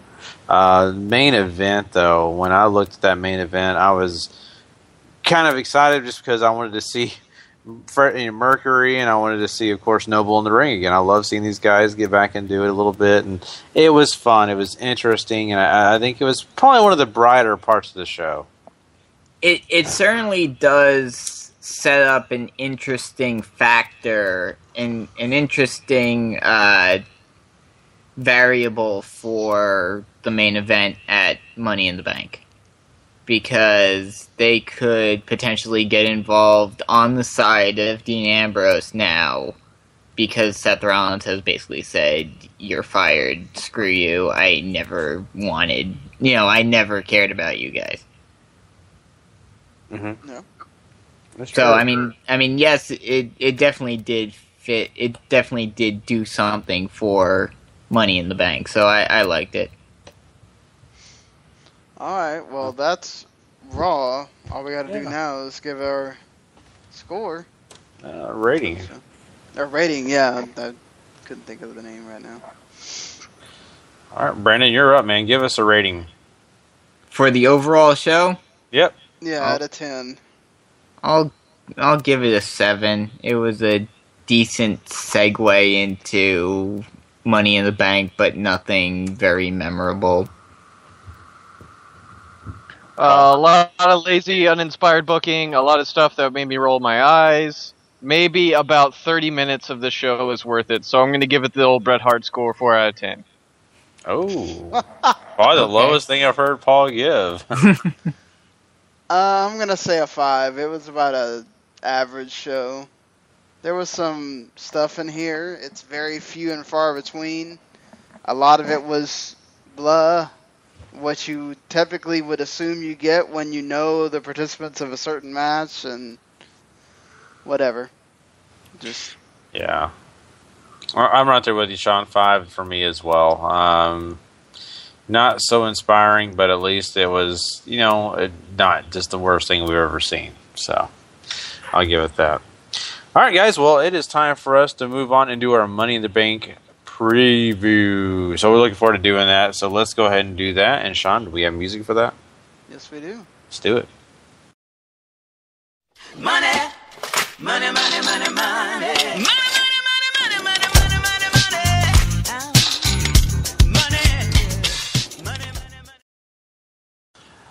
All right, guys, I hope you're not scared of spiders because R-Truth is going to be the first guy in this whole thing. He's going to be doing the kickoff match against King Barrett. So I don't know how excited you guys are about this match, but at least pick a winner. King Barrett, hands down. It's going to be... I won't say it'll be a squash match, but, I mean, R-Truth is kind of flatlining right now, and King Barrett, even though they haven't really done much with the King of the Ring, you gotta give him the advantage here. And, I mean, it's just a match. I mean, again, as I said, the King of the Ring doesn't mean nearly as much as it used to, but I still think that, and would hope that they'll push Barrett at least a little bit until he gets injured again, of course. I don't know if there's a scientific law that says that King Barrett can't win a match anymore. So I'm going to say R-Truth just for fun, because I don't think King Barrett can win a match anymore. It's not scientifically possible.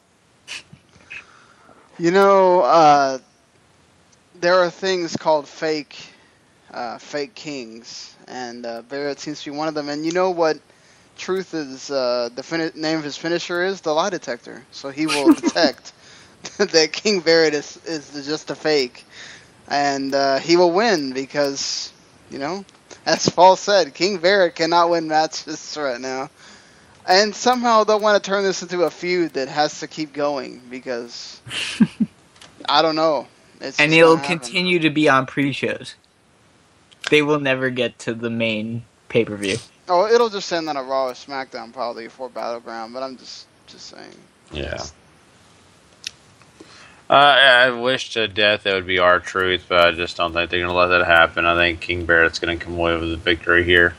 But, you never know. R-Truth could, pick one up in the short time For what period. it's worth, King Barrett did beat Jack Swagger, of all people, on SmackDown. Yeah, it's surprising. Where has he been in the past year? Nowhere. Zeb Coulter. I don't know. Ever since Zeb Coulter left, he's been non-existent.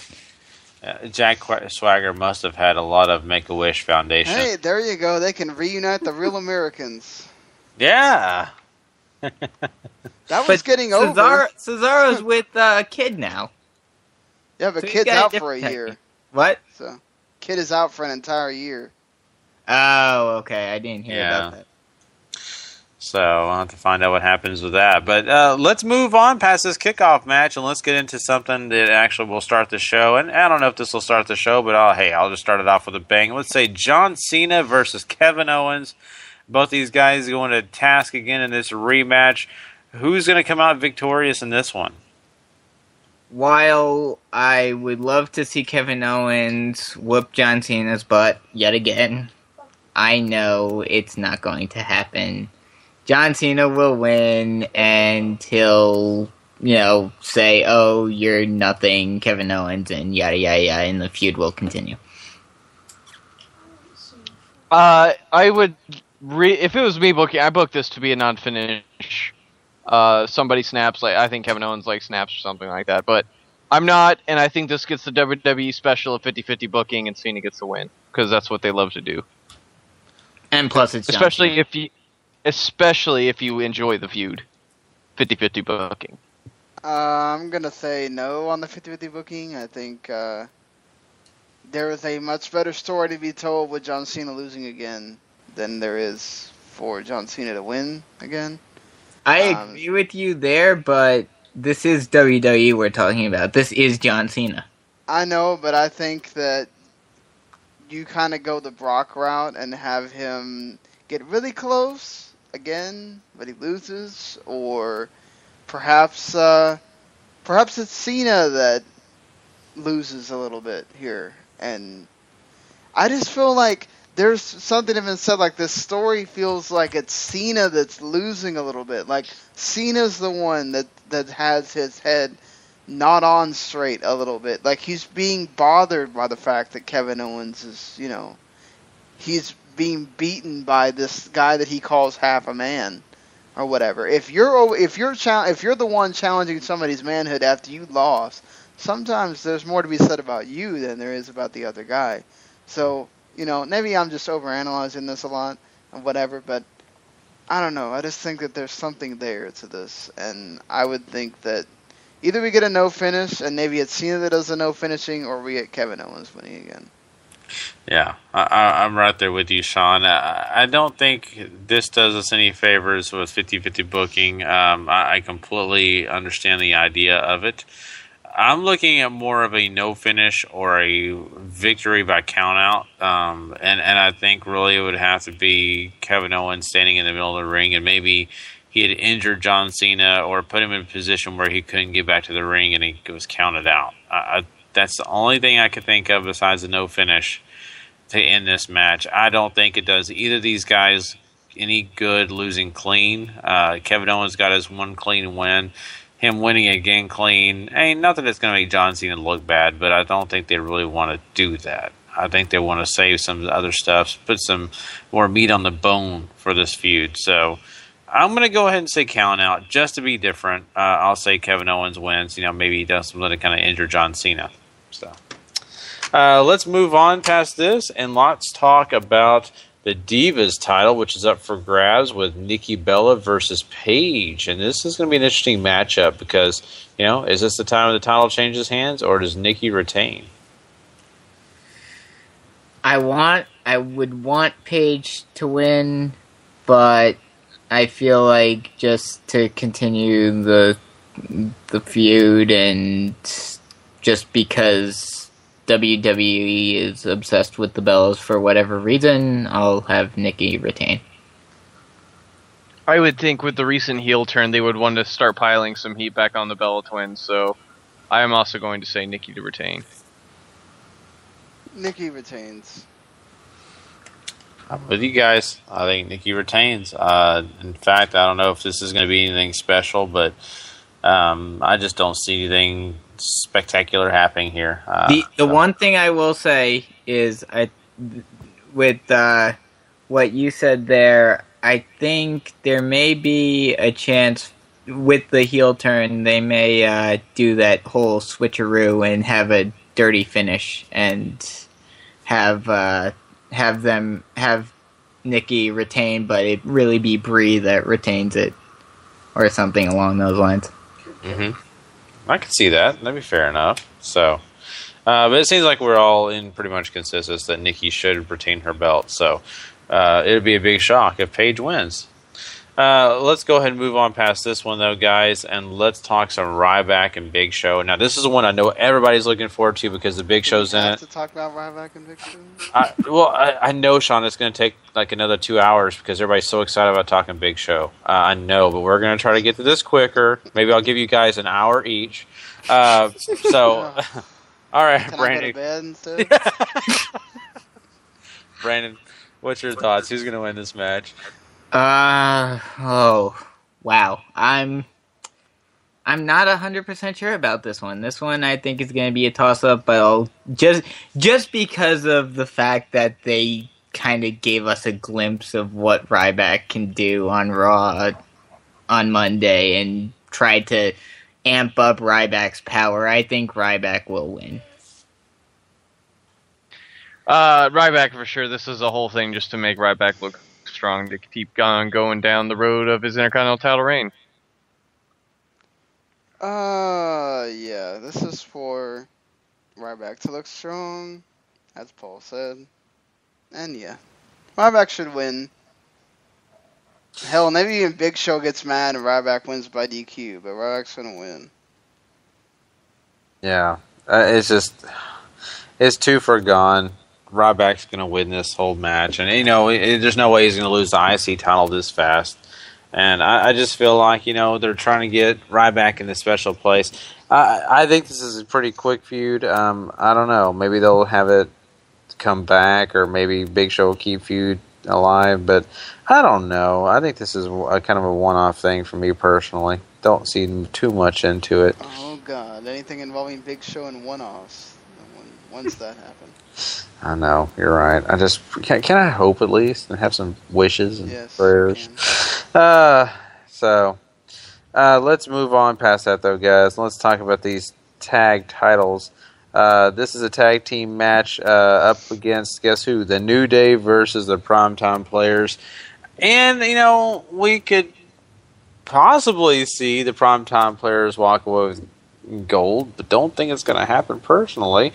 What do you guys think? No, my Primetime Players will.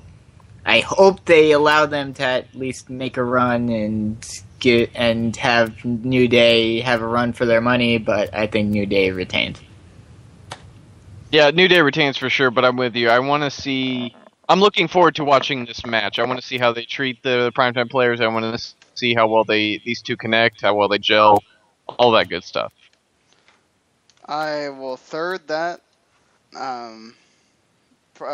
New Day's going to retain. They need the titles to keep doing what they do.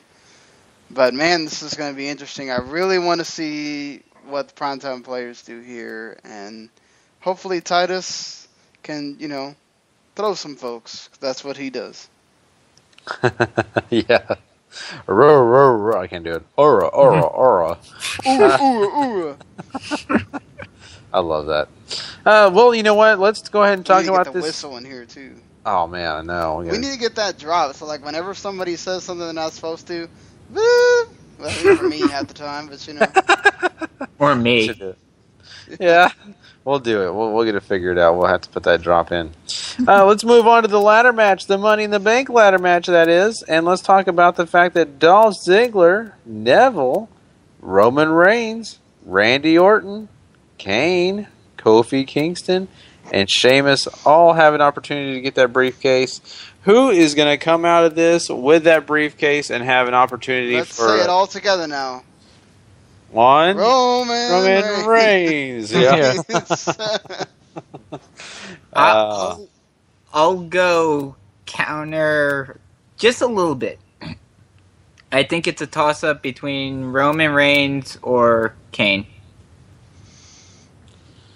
Ooh, I thought you would have said Sheamus. I was almost positive you were going to say Sheamus opposite Roman Reigns. That would be one way to finally have the Kane-Seth Rollins match. Yeah. Yeah. Ooh, that just sounds awful. That just sounds It does. Oh. That does not sound like appetizing it at all. does look like that's the way they're going. I think that is some brave booking if you had that happen. That is brave. I just don't know. I don't know how anybody would be hyped about that. I mean, even Mojo Rawley would be sitting on his hands. Maybe you should do that anyway. But yeah, I don't know. I just don't. I think it's a good thought process. You can use it. Kane could be, definitely a bigger player when it comes to Seth Rollins with that briefcase. But I just don't think that they have the guts to do it, and I sure hope they don't. Yeah, that sounds boring. There's money, I think, in a Shield main event at WrestleMania this next coming year. So I think Reigns wins the briefcase here. I think you have Dean win the Rumble, and I think you have Seth hold the belt till Mania, and you just go from there. Mm-hmm. Yeah, so I like that. So hold on. There's this running theory. I just want to get everybody's take on this running theory before we get out of here. There's this theory that Roman Reigns wins, Ambrose wins the belt, and then Reigns cashes in on Ambrose, only to reveal that he is now a heel. What do you guys feel about that? I mean, it certainly would be an interesting idea, but I just feel it certainly would be quite a swerve considering how much they've been pushing Reigns and Ambrose's friendship over the past couple of weeks. I think I'm just not sure. Yeah, I think it's a fine idea. If they want to go that way, I certainly won't be disappointed. I think the idea right now is to make Seth into the guy that you can set at the top no matter what. And I think a long title reign and him going through this story with the Authority is sort of central to that. So maybe if you don't do it here, you do that later, where you might have Dean win it one night off a chance or whatever, and you have Reigns cash in then. That's fine too.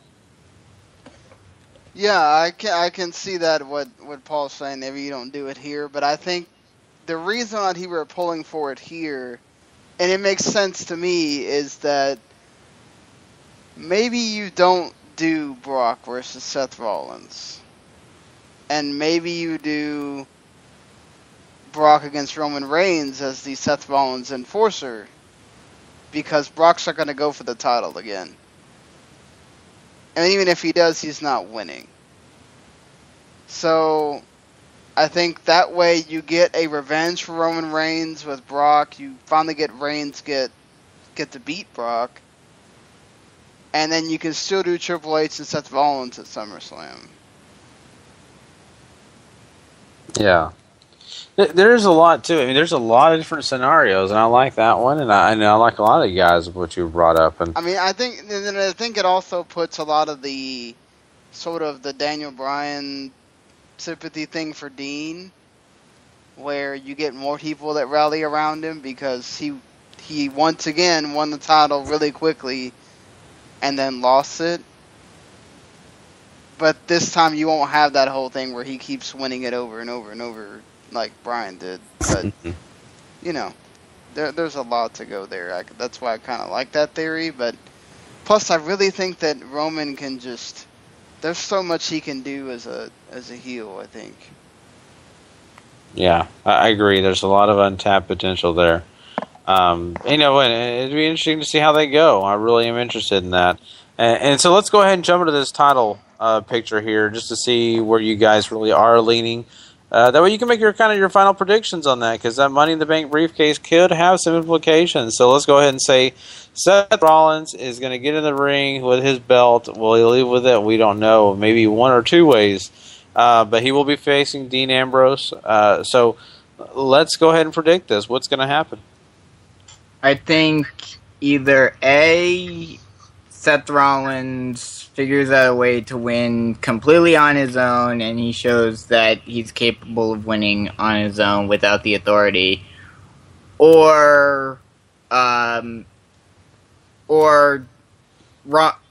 think Rollins does win the match, but depending upon what happens in the Money in the Bank match, if Kane does win it, I think you could see Kane cashing in and basically saying, screw you, you don't deserve that, and taking the title back to fully under the Authority, and maybe Rollins, this may be a little far-fetched so quickly, but maybe Rollins has a somewhat face turn where he's like going against the Authority now, because like he wouldn't be a true face because he'd still be his cocky, arrogant self, but he'd be going up against the Authority because he feels like they didn't trust him or whatever, you know.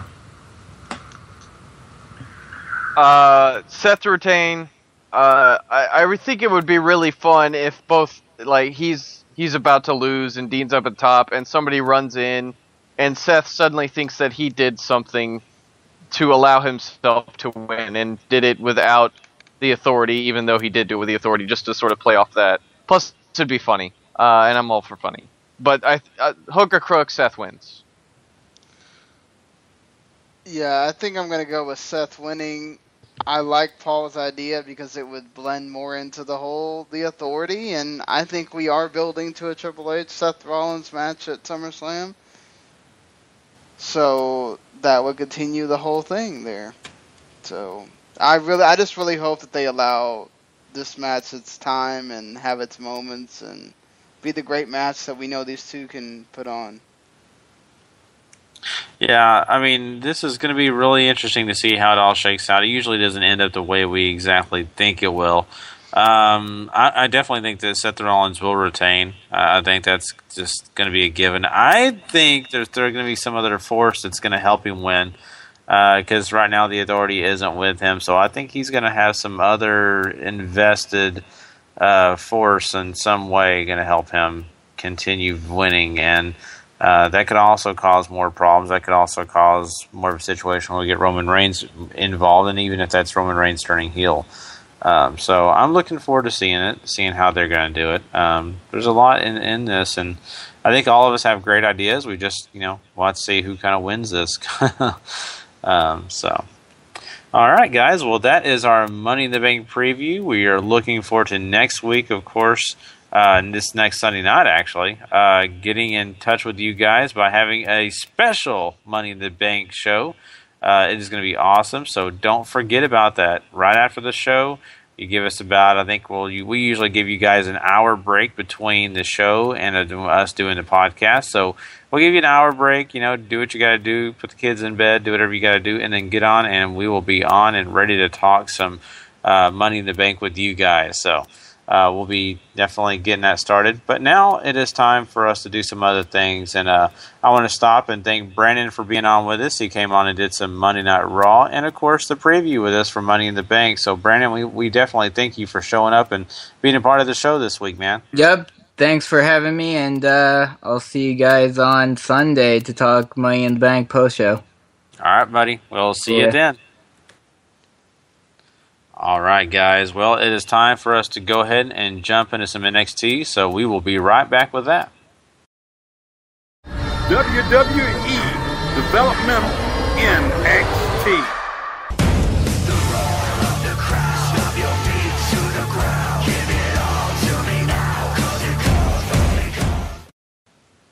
All right, here's this week's NXT went back to the old way that NXT used to be, where we just had a bunch of squash matches. This is kind of how this show was this week. So this is going to be a pretty quick thing. We do have Mojo Rawley and Zack Ryder show up on NXT. This is the first time we see Mojo Rawley in quite a while. Against Mike Rollins or whatever the hell the guy's name is, and Elias Sampson. What do you guys think here? New tag team for NXT, I guess. I really like the idea of Zack Ryder in NXT. If you're not going to use him on the main roster, you want to turn NXT into something. Zack Ryder has a built-in internet presence already, and I'm sure anywhere they go with him in NXT, they're going to love him. So I think he'd be a great star to have sort of fill in if you're going to bring up these guys really fast. Yeah, I agree. And This is interesting. You know, I just think it's kind of funny that they've got, you know, the pairing of, you know, Mojo Rawley and Zack Ryder. I think that it was almost kind of comical to me because of the way these guys are, but I think it's a great gimmick and a great way to use those two guys. And so not a bad way to start the show with them, despite the fact that, you know, we're still going to get a chance to learn the other two, Samson and, of course, Rollins, whatever his name is. Yeah, this was cool. I like this pairing. Mojo always being hyped, and Zack Ryder's just a hype machine himself. So, you know, just, you know, great stuff here. The match wasn't anything, but it is what it is. Dana Brooke actually favored and retweeted my retweet. I don't know why I can't speak today.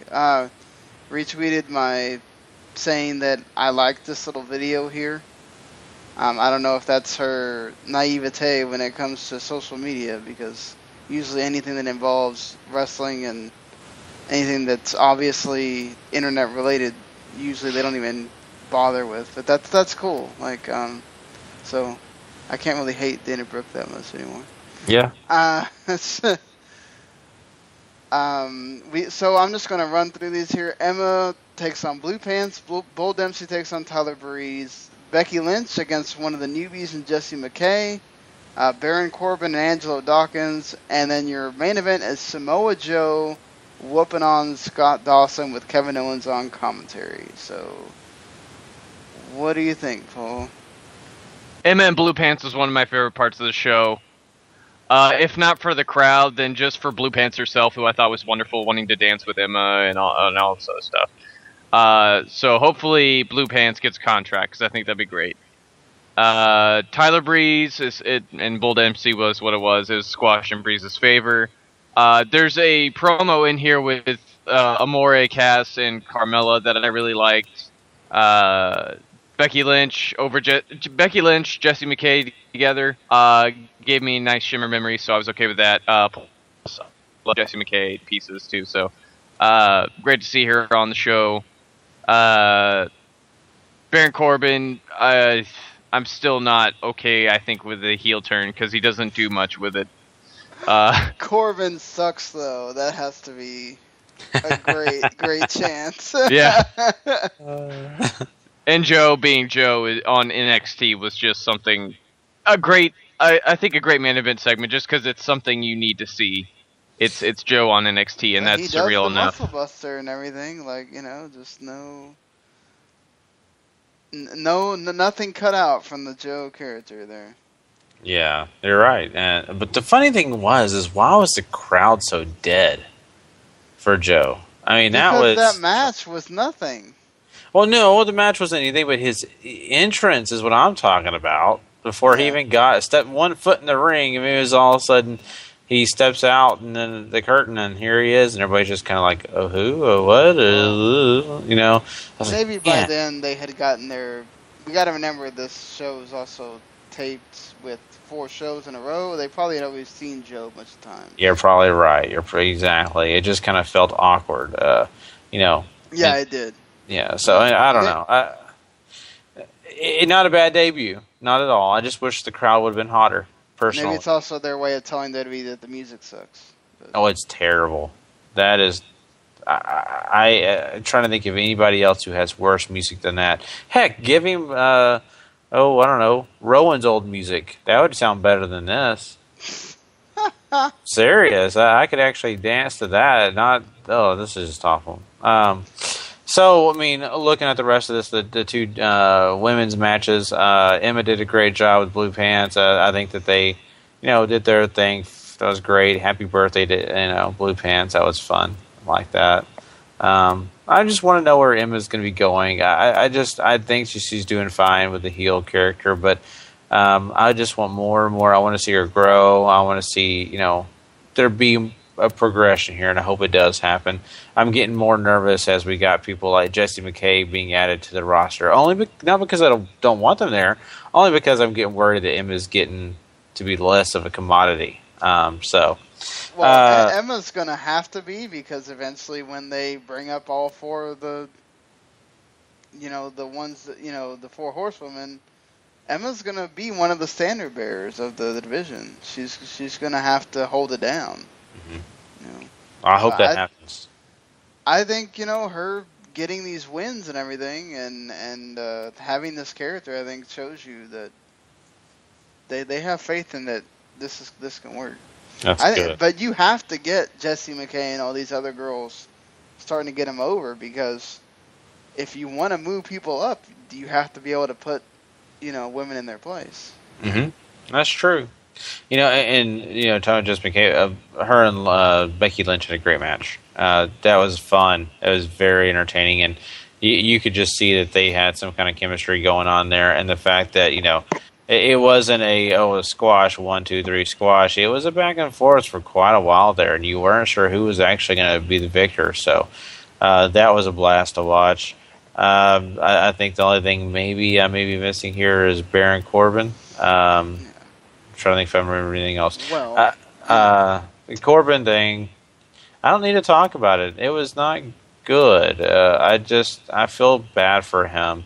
But then again, I don't, because either he needs to apply himself, or they should be ashamed of themselves for not getting this guy a better opportunity. I don't know which one it is. I'm leaning towards the second one.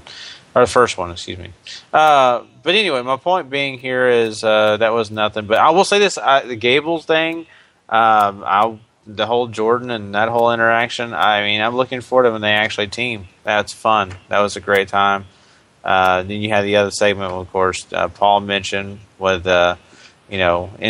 Yeah, Carmella did a really good job on that promo.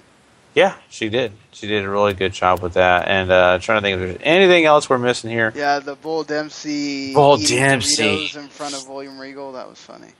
Yes, but okay, now that's the question for you guys. Is this a situation where they are just finally at the end of the rope with Bull Dempsey, where they're doing this whole, hey, he's fat, let's laugh at this, let's make him have to go run laps? What do you think about this? I think there is a fun story to be had here, because obviously Bull Dempsey started out on a high point, runs into Baron Corbin, loses, and pretty much can't buy a win since then. So he turns into this sort of loser guy who just wants to sit around and eat now and needs somebody to whip him back into shape. And hopefully that man is William Regal. Yeah, because I love that Regal was like, their interaction. That's the way you're going now? Yeah. Their interaction was just glorious. I want to see more of that. Me too. They need to, get Mojo Rawley into training him. So. Yeah, he'll definitely not run out of anything training.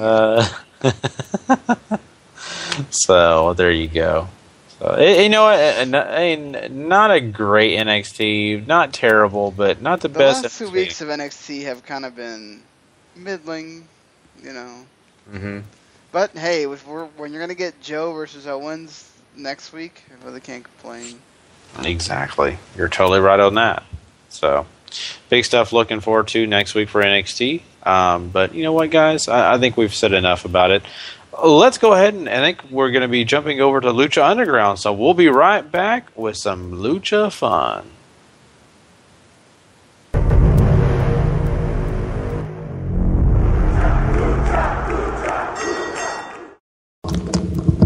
All right. Lucha Underground. Did we start with... we do get an apology from Vampiro because of him acting the way he did the week before. Which also turns into sort of, now we have heel announcer Vampiro instead of happy-go-lucky, every match is awesome Vampiro. So what we saw last week does have a little bit to do with, I guess, how Vampiro's going to be going forward.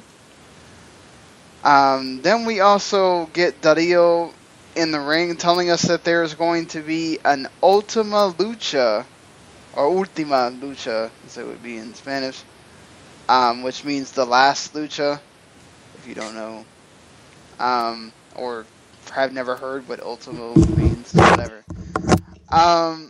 Meaning that this is referring to their last show of the season, basically. So we have a 4-way with wrestlers that have faced Puma before. He mentions Phoenix is supposed to be in it, but, he got whooped by Mil Muertes, so someone else will be in the match instead. And then we are introduced to the returning Blue Demon Jr., who we have not seen since, a while. And he is wrestling Chavo Guerrero in a match no one wanted to see again. But we had to see it again. Thankfully, this one was kept short. Once again, Chavo wins with the frog splash. And yeah, and we also get this storyline going through here with Drago coming back, looking freaking awesome with wings and everything. And he freaking gets into Dario's face. Looks like they went to the bathroom again. He should know better than they go to the bathroom. That's where Drago hangs out, don't we know? That's where everybody hangs out, man. But that used to be like Drago's favorite place. Just don't go to the bathroom. It's just either way, he wants his opportunity to face Puma, and he forces Cueto to freaking give it to him, and he does. So, what do you guys think? Chavo and Blue Demon didn't really set me all a tither. I understand it's still holdover that you're trying to get over with Chavo, so that's I understand the place. It just didn't do anything for me. Drago, on the other hand, did all sorts of things for me in ways I don't want to describe on air, but it was awesome. That's great. That's Gary. Yeah. I mean, this thing, it was okay. I mean, the whole, introduction, and I think it was fine. When we get, I guess we're just talking about Drago at least. I think that was the best thing that they did as part of this show to get into that 4. Because, Blue Demon's fine. That's great. But Drago being a part of it and the way that they just did it, another beautiful piece of cinema. Yeah, just Drago looks really cool now, with the wings and all that stuff, and just fantastic. I was really into the whole. Every time Drago was on, I really wanted to pay attention, which that says a lot. That means the character's connecting with you. But I did like what Cueto did. He also always adds his little wrinkle into things where he says, well, okay, if you don't win, then you have to unmask. So, gives him a little extra incentive to make sure he does win. We also get I'm guessing this is the first official match of the Disciples of Death against the returning Pimpinela Escarlata, Mascarita Sagrada, and Bengala. Do you know anything about Bengala, Paul? I sure don't. Okay. So we're all in the same darkness here. Bengala actually didn't look too bad here. He's obviously looks like he's an older statesman. I think we pretty much knew when you're getting these guys in a match, that means the Disciples of Death are winning. But my God, they Katrina look freaking amazing. Just saying. Yeah, Disciples of Death I think are cool. I like this whole thing building around Mil Muertes. I think it's really neat. And it's just fun. It's really fun. It sort of brings him back to the main event fear factor that he had at the beginning before Phoenix dealt with him. So, did we like the guy that just looks like he's sitting like a frog on top of the whoever it was it Pimpinella that he pinned? That was weird. I guess goes along with the being a disciple of death. Whatever, they just do weird things. Yeah. There's probably some reason for it. I'm guessing the weirdness and the cultic part of it, but this wasn't bad. I just love my little man wrestler. He's awesome. I'm blanking on his name right now. Mascarita. Yes, I love Mascarita. Was awesome.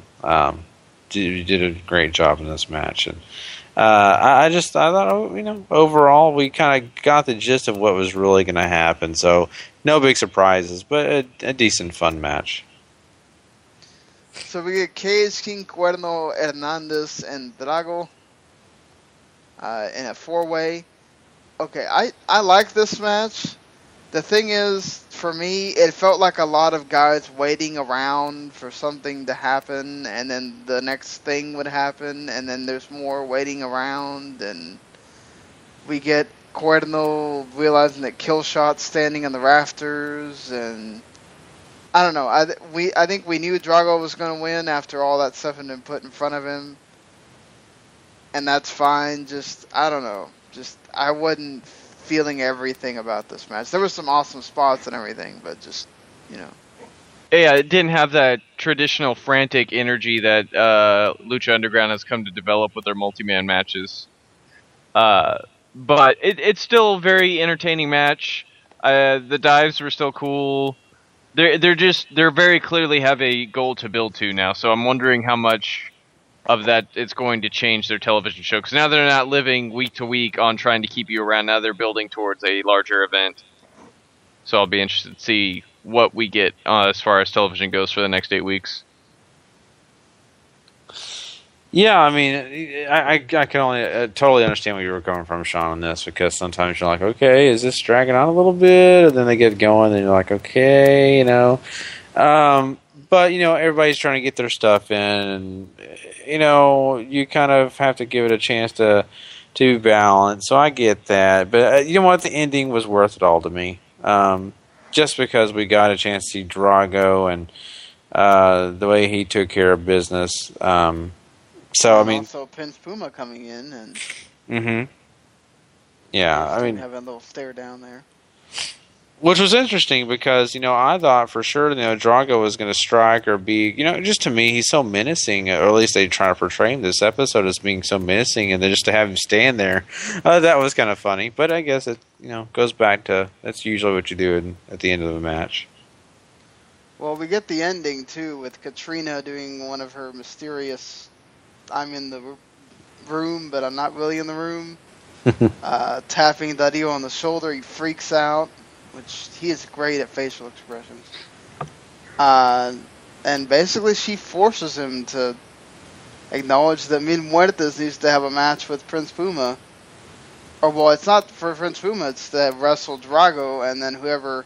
I'm guessing we're going to start having one of these. Every time somebody intimidates Cueto, we're just going to have multiple Winner Contender matches constantly, because somebody else gets intimidated, somebody else intimidates somebody, and...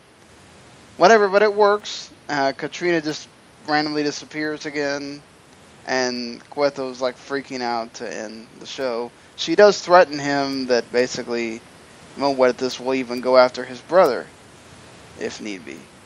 So, what do you think, Bill? I think it's fun stuff, and I'm also really starting to hope that Montanta, or whatever his name is like the focal point for the next season, like in a big way. Because I would like to think the end of Ultima Lucha is Cueto having no choice but to open the cage. Because it's time to let the monster loose and destroy some pretty things, as it were. Yeah, I'm looking forward to that. I can't wait till they actually get to that point. The anticipation grows, and you can't wait to see all that happen. So, I think it's a great thing the way Lucha Underground has handled this whole thing. And why do I say that? Because we've heard a lot of old timers talk about it. We've heard even some current people in the business talk about it. But everybody should be wanting that main title, going for the heavyweight title. Let's do it, everybody. And it just seems like sometimes you just get a few people. In this case, everybody's gunning for it, even the mystical guys, and everybody wants that belt. You know, some want it for different reasons. And I just think it's great. I love the attention the belt got just from this one episode. So good job on them on that. So good stuff. Well, that is Lucha Underground, everybody. We are going to move on now to another promotion, and we like to call this promotion TNA. So we're going to go ahead and talk some Destination X, everybody. I hope you're looking forward to that. And, of course, you get a couple of Kurt Angle matches here, so let's jump into it, guys.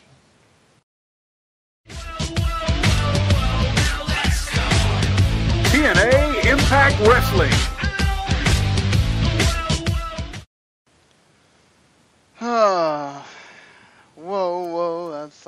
still sucks. All right.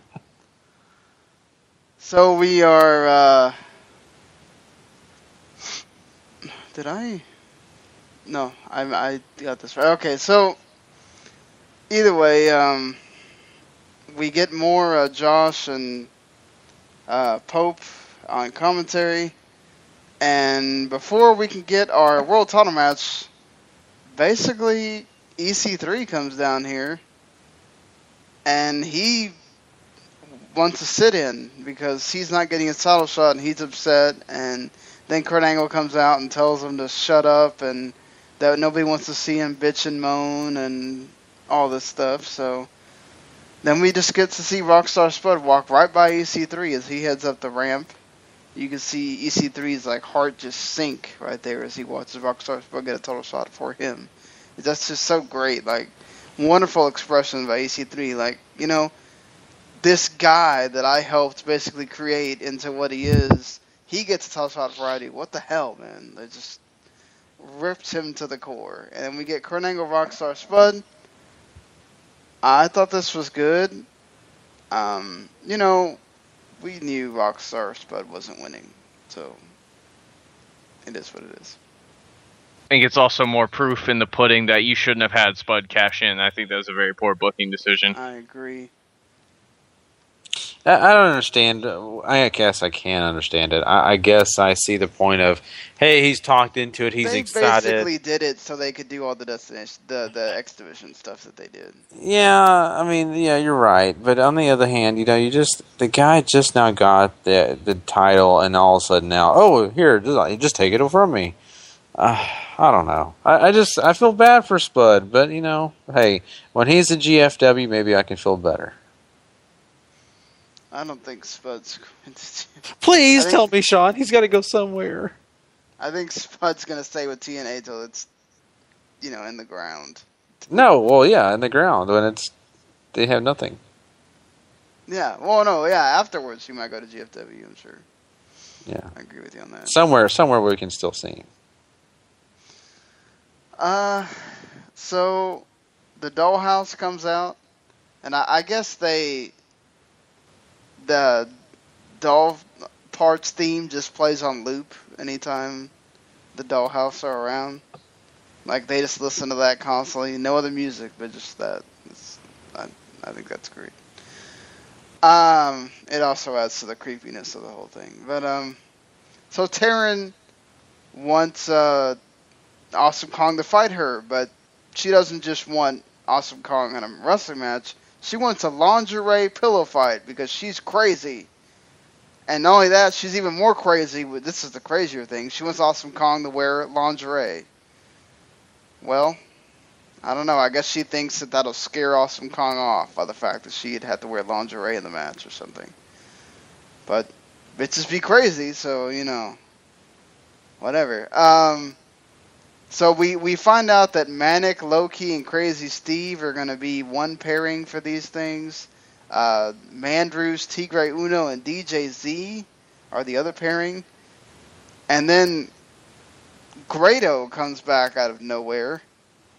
Just completely out of... I had no idea Grado was with the company again. Cruz and Kenny King are your other pairing. And they have this... I thought this was cool, and I mentioned on Twitter, and Grado actually retweeted my tweet, that I said I wasn't a Grado fan, but then watching this whole story with Grado throughout the show, and then watching the match made me a Grado fan. So, I'm not going to say I'm the biggest Grado fan ever, but I am now on the Grado train. Did you guys notice they seem to have changed his music up from when he was in England or whatever? It was a lot more like the song that he normally comes out to on the indies in England, and they seem like to have changed it more to like a generic Madonna-sounding song. But anyway, what do you guys think of the 3 X Division matches, and do you guys think the right guys won? And what do you think about the Grado storyline? I love the fact that he was like doing the Christian cutting weight, and then he finds out at the end, oh, it's no limits, not about weight limits. Awesome. Just... I'm okay, I think, with pretty much everything. I don't know if I'm okay with Grado getting the victory here. I very much would have preferred Kenny King in that slot, but I don't know why. We've seen Low-Key a bunch of times in these matches. Why couldn't they have had Kenny King represent Beatdown Clan instead of Low-Key? Right. And that's very simple. I don't think they know what they're doing at all with this division anymore. It's throwing guys out there and hoping something sticks. I'm very hopeful, though, that they give Tigre Uno an opportunity, because I think he can draw people in just by wrestling.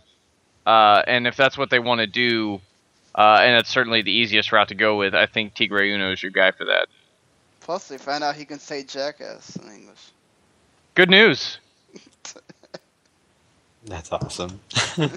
Oh, man. Yeah, you know what? I do want to say this about the whole Taryn Terrell thing and all that. I mean, I don't know why they didn't let Awesome Kong do the whole lingerie thing. I mean, I think that the ratings probably would have blew up, you know, and crazy up. Just because people would be like, what? But you know what? I think the whole thing with Brooke was fine. You know, it was what it was. You know, you kind of saw that come when you saw Brooke. So this whole thing to me is getting a little silly. But then again, at times it was silly before. So not much for that. I mean, they put over well that Taryn is crazy and that she likes to scream to everybody apparently. And I love the fact that Brooke had to tell us that she has an ass. Like, we didn't know that you have an ass, Brooke. It's okay. It's obvious every time you walk. We can tell. Yeah. I mean, this kind of seems like pulled straight out of Vince Russo Attitude Era stuff. Like, hey, we needed to have bra and panties because, yeah, we need to draw ratings, and okay. You must be consulting again with the company. But, yeah, so, but, I don't want to get sued by Dixie Carter. Oh, God. Yeah, well, I think she has enough funds tied up in other places, hopefully. In about the X Division matches, you know, I was okay with all of them, I guess. You know, I think when you look at the fact that Kenny King wasn't the guy in it, I think they were going more for the people that they thought were bigger names. You know, Loki, I think they figured, well, you know, he's really well known. People are going to care if he's in that big match. Okay. Grado is a guy. He's an international guy. He's kind of well known on the indies. And if you pay any attention, you hear Colt Cabana talks about him all the time. That's his shtick. He's a comic. That's why I love the whole Christian kind of thing he was doing there. Like Sean said, it's a fun thing. You know, him pulling down his tights and all that. And you know, he's just supposedly naked, you know, that it's hilarious, it's funny, and he trips at the end, and it's good. It wasn't bad at all, so I'm okay with him going on. But like you guys said, do they really have a destination for this whole X Division? Probably not. It's probably something they threw together and hope and a prayer will solve it. So we'll see. I just don't have high expectations. I do think that the second match was the better match of the three. Probably also because it was the only one that I thought was in question as to who would win. Because we know what they've done to Tigre Uno in the past, where he's basically just been there. And, you know, Mandrews being a friend of Rockstar Spud, and then it seems like DJ Z always kind of gets into these matches somehow. So that one was kind of up in the air, and I felt like it was also just the best match, technically. At Grado, you knew he had to win after you give the whole storyline throughout the entire show and all that stuff. And Loki was kind of obvious when I saw the two that he was paired with. But it is what it is. Let's see what happens from here when we get to the actual title match and if they do anything with it. Considering, you know, doing something with somebody, Crimson is back. And this might be one of those one-offs. But to face Bram, who also apparently found out he doesn't like cameramen. You know, he also doesn't like policemen either, but that's neither here nor there. I thought this was interesting that Crimson's back all of a sudden. Bram wins. as you'd expect. But what do you think? As somebody who's never really wowed me, Crimson was very underwhelming reveal. But I still like Bram. I'm still into what he's doing, so I think this is a nice little way to keep him somewhat prevalent, even though the show really probably should have been dedicated more to the X Division guys, but whatever. Yeah, it's, Bram finally gets another slot, and that's fine with me. I'm okay with Bram as well. This is a guy that I think Bram that, does talk about the X Division in his promo, though, to be fair. Yeah, he does, doesn't he? In the end, I'm just glad he got airtime. Just me personally, no matter what, even if he beat Crimson, which was a very cool, debut, or not debut, but comeback, or what you want to call it, appearance. That's probably the better word. Very glad to see Crimson. Yeah. So basically, we get some more EC3 stuff, which was also funny.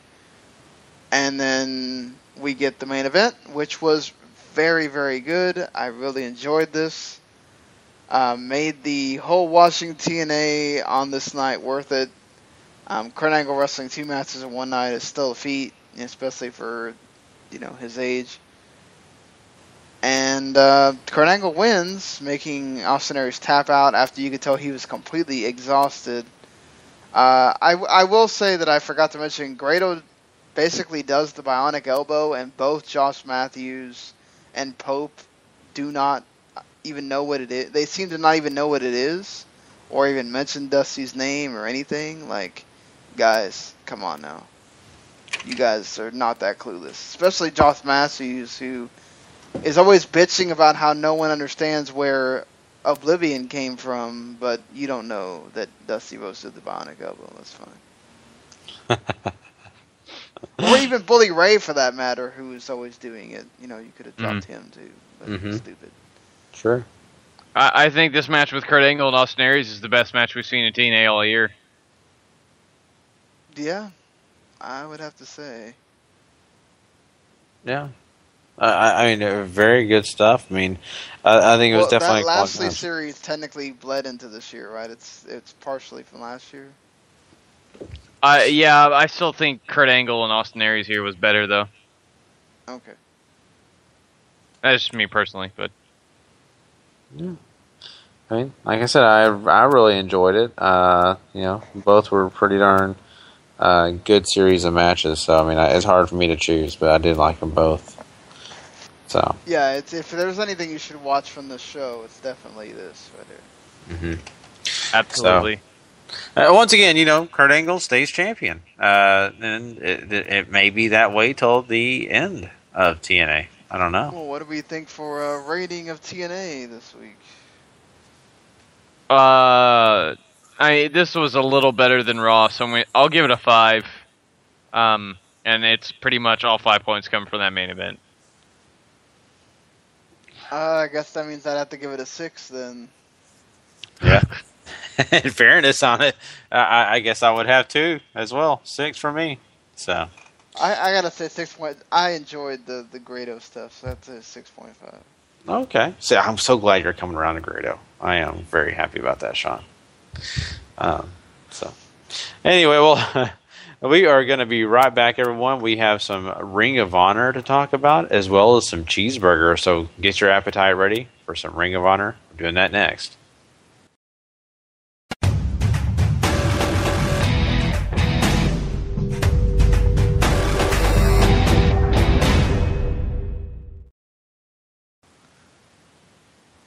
Go for it, Paul.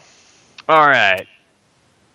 So we open the show with the Addiction, pretty much letting us know that they have a match with Red Dragon, and we come to find out though that Bobby Fish has been attacked in the parking lot, which is their way of explaining that he couldn't make it across the border for the Global Wars for that weekend. So it's either O'Reilly alone or no match, and it's O'Reilly alone taking on the Addiction, who wins by DQ.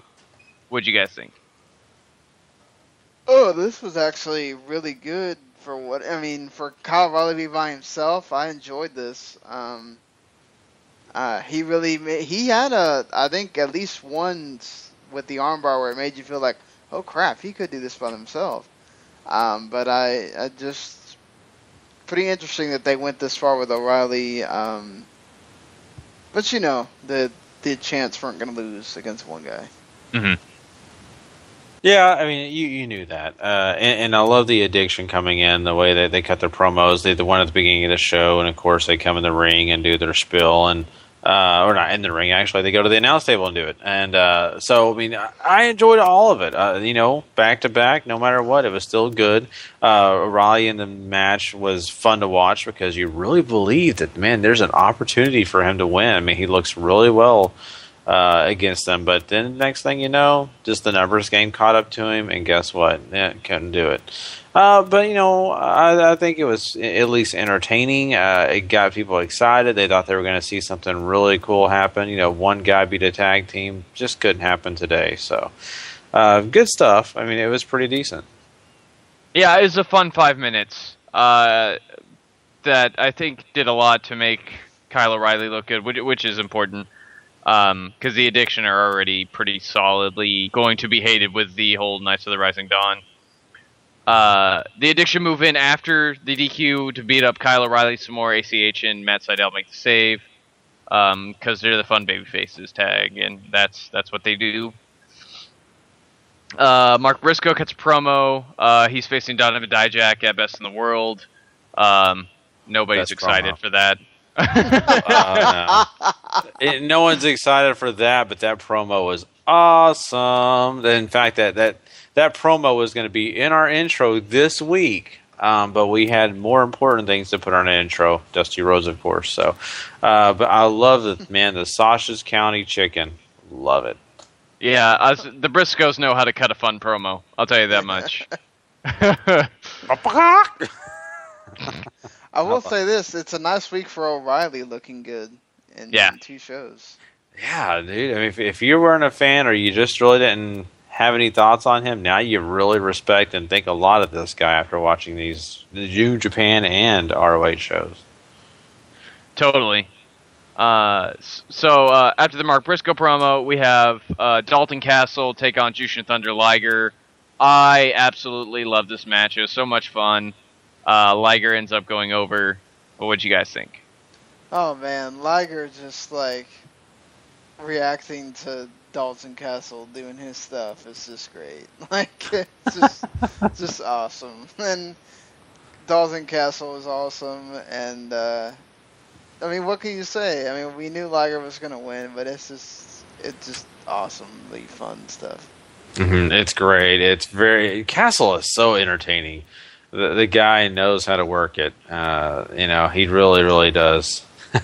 You would think with a man that has has the peacock thing and manservants and all that, it'd fall flat, but he just makes it work so well. Oh, he does. I think the best thing about this is, as Sean said, Liger's reaction. Not only because it's Liger, but it's Liger in his 50s. So now it's not only confusion from culture; it's confusion just because he's old now too, and it's made so much better for that, I think. Oh, that's awesome. We cut backstage to Liger meeting Cheeseburger, which is funny. Cheeseburger is just funny. Liger apparently really likes Cheeseburger, though. Yeah, they're trying to teach him how to palm strike. That's okay. That's another surreal moment that we're gonna have to put away to process. That's gotta be Cheeseburger's just, man. If I was Cheeseburger, I would just be honored to death. That'd just be awesome. Yeah, I wouldn't call it the palm strike though. I'd call it fries. So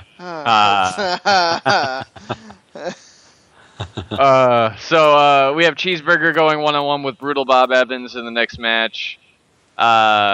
It goes to a no contest. Essentially, they pretty much decide to beat the crap out of each other on the outside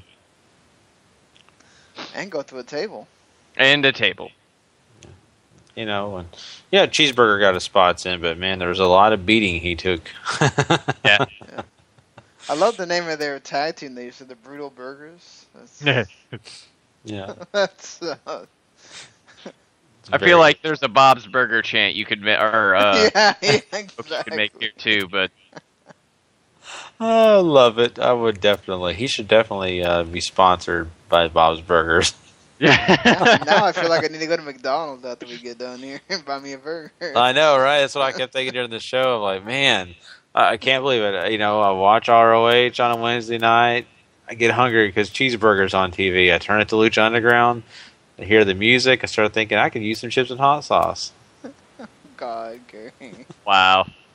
What? Just being honest. There's nothing wrong with that. It's music. It It certainly sounds like there's something wrong with that. I'm not. Chips and hot sauce, sir. Hey, I'm not saying I'm going to KFC to, get on my, my inner. Let's not go there.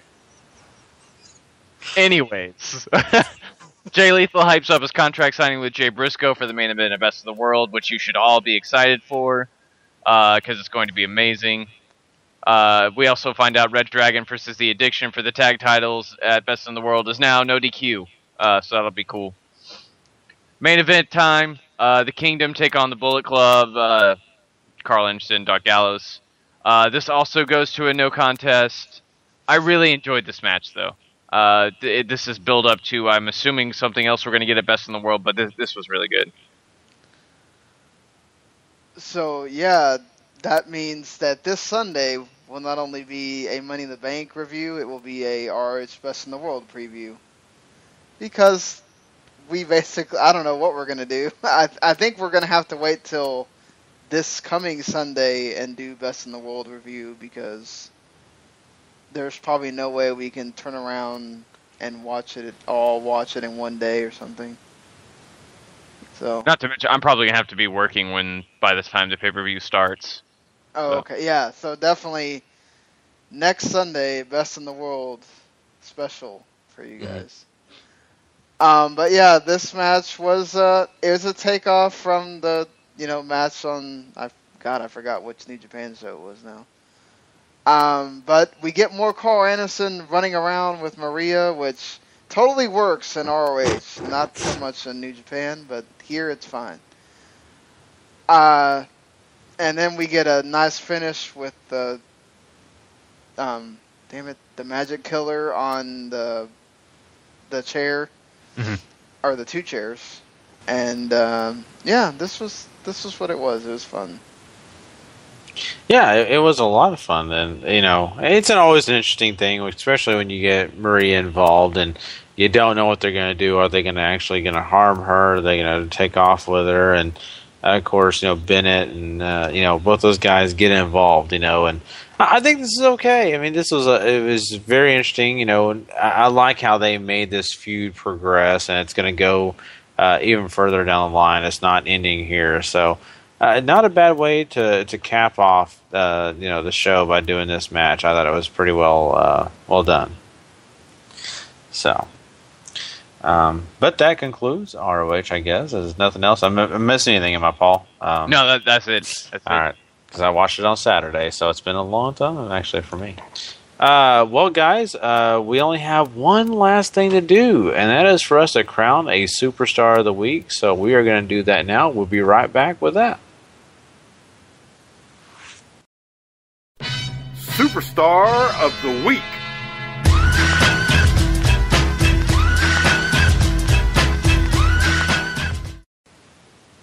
All right, Paul, who do you got for this week? Number 5, I have Drago. Awesome return to Lucha Underground this week. Number 4, Austin Aries, despite the losing effort, probably still involved in the best match we've seen from TNA this year. Number 3 goes to Kyle O'Reilly. Standout performance at the Best of the Super Junior finale. Good appearance on Ring of Honor. 2 goes to Kurt Angle. Defended that championship successfully, also in the best match we've seen in TNA this year. And number 1 has to go to Kushida. Best of the Super Junior winner. Easy enough for me to say. Also, definitely a match of the year candidate in its own right. Definitely. Sean? Gonna say Drago at number 5 for the comeback and the win.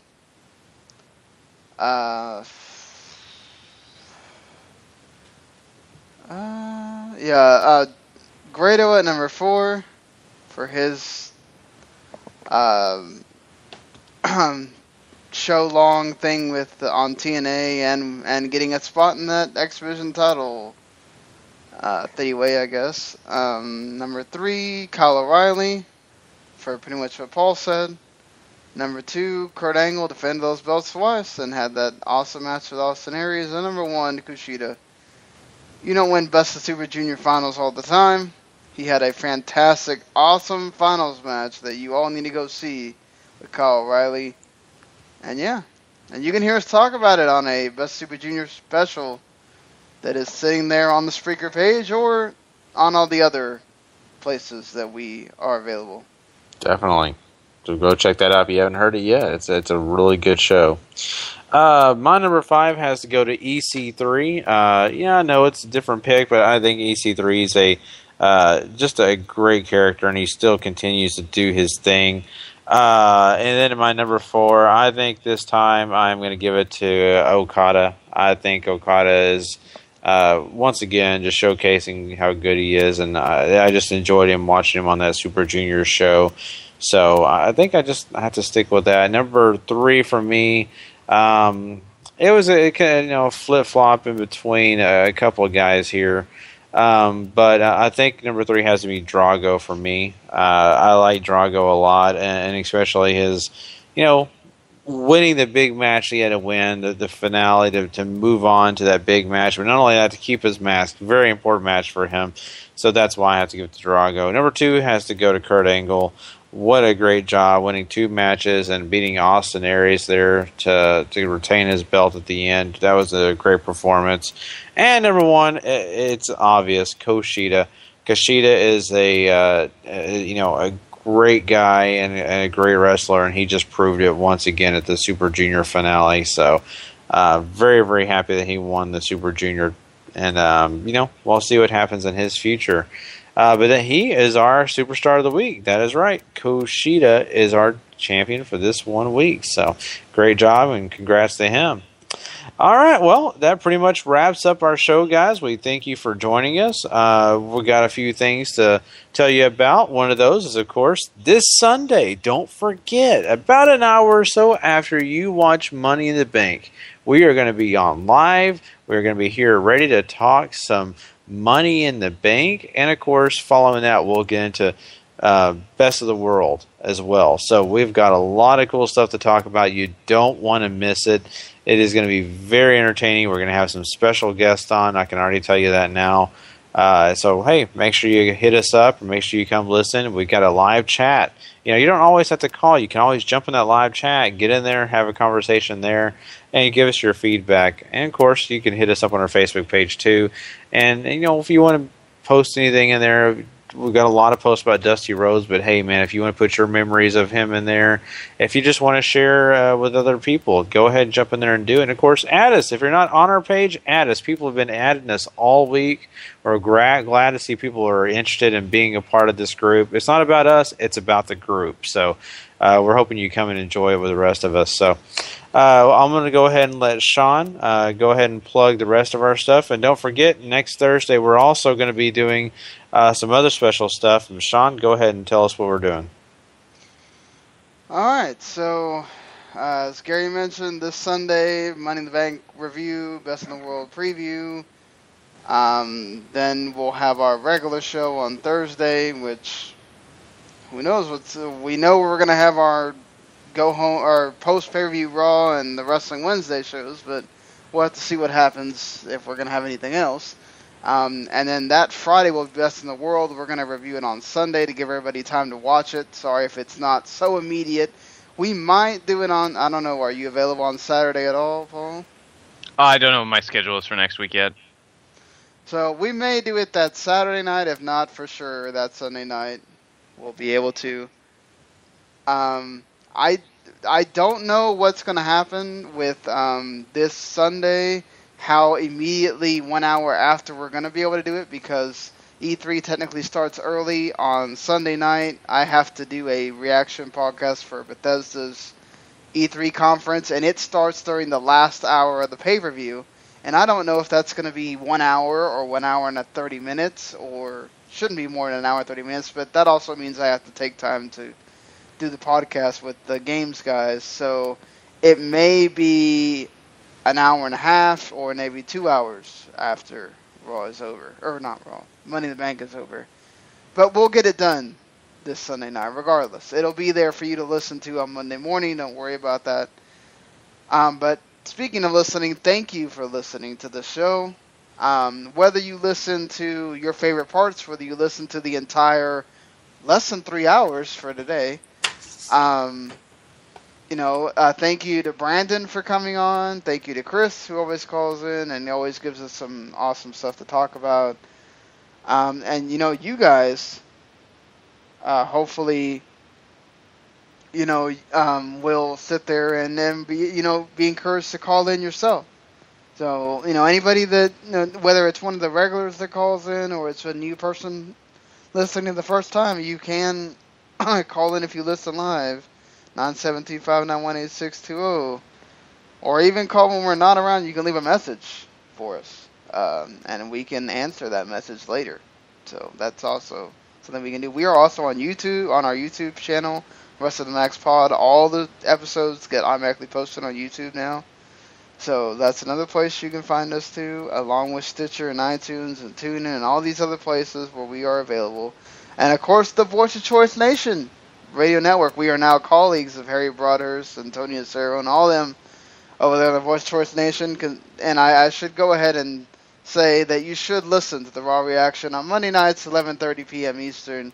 Jimmy Christopher, Harry Broadhurst, and Mr. Tony Acero, because they will break down Raw for you before we do.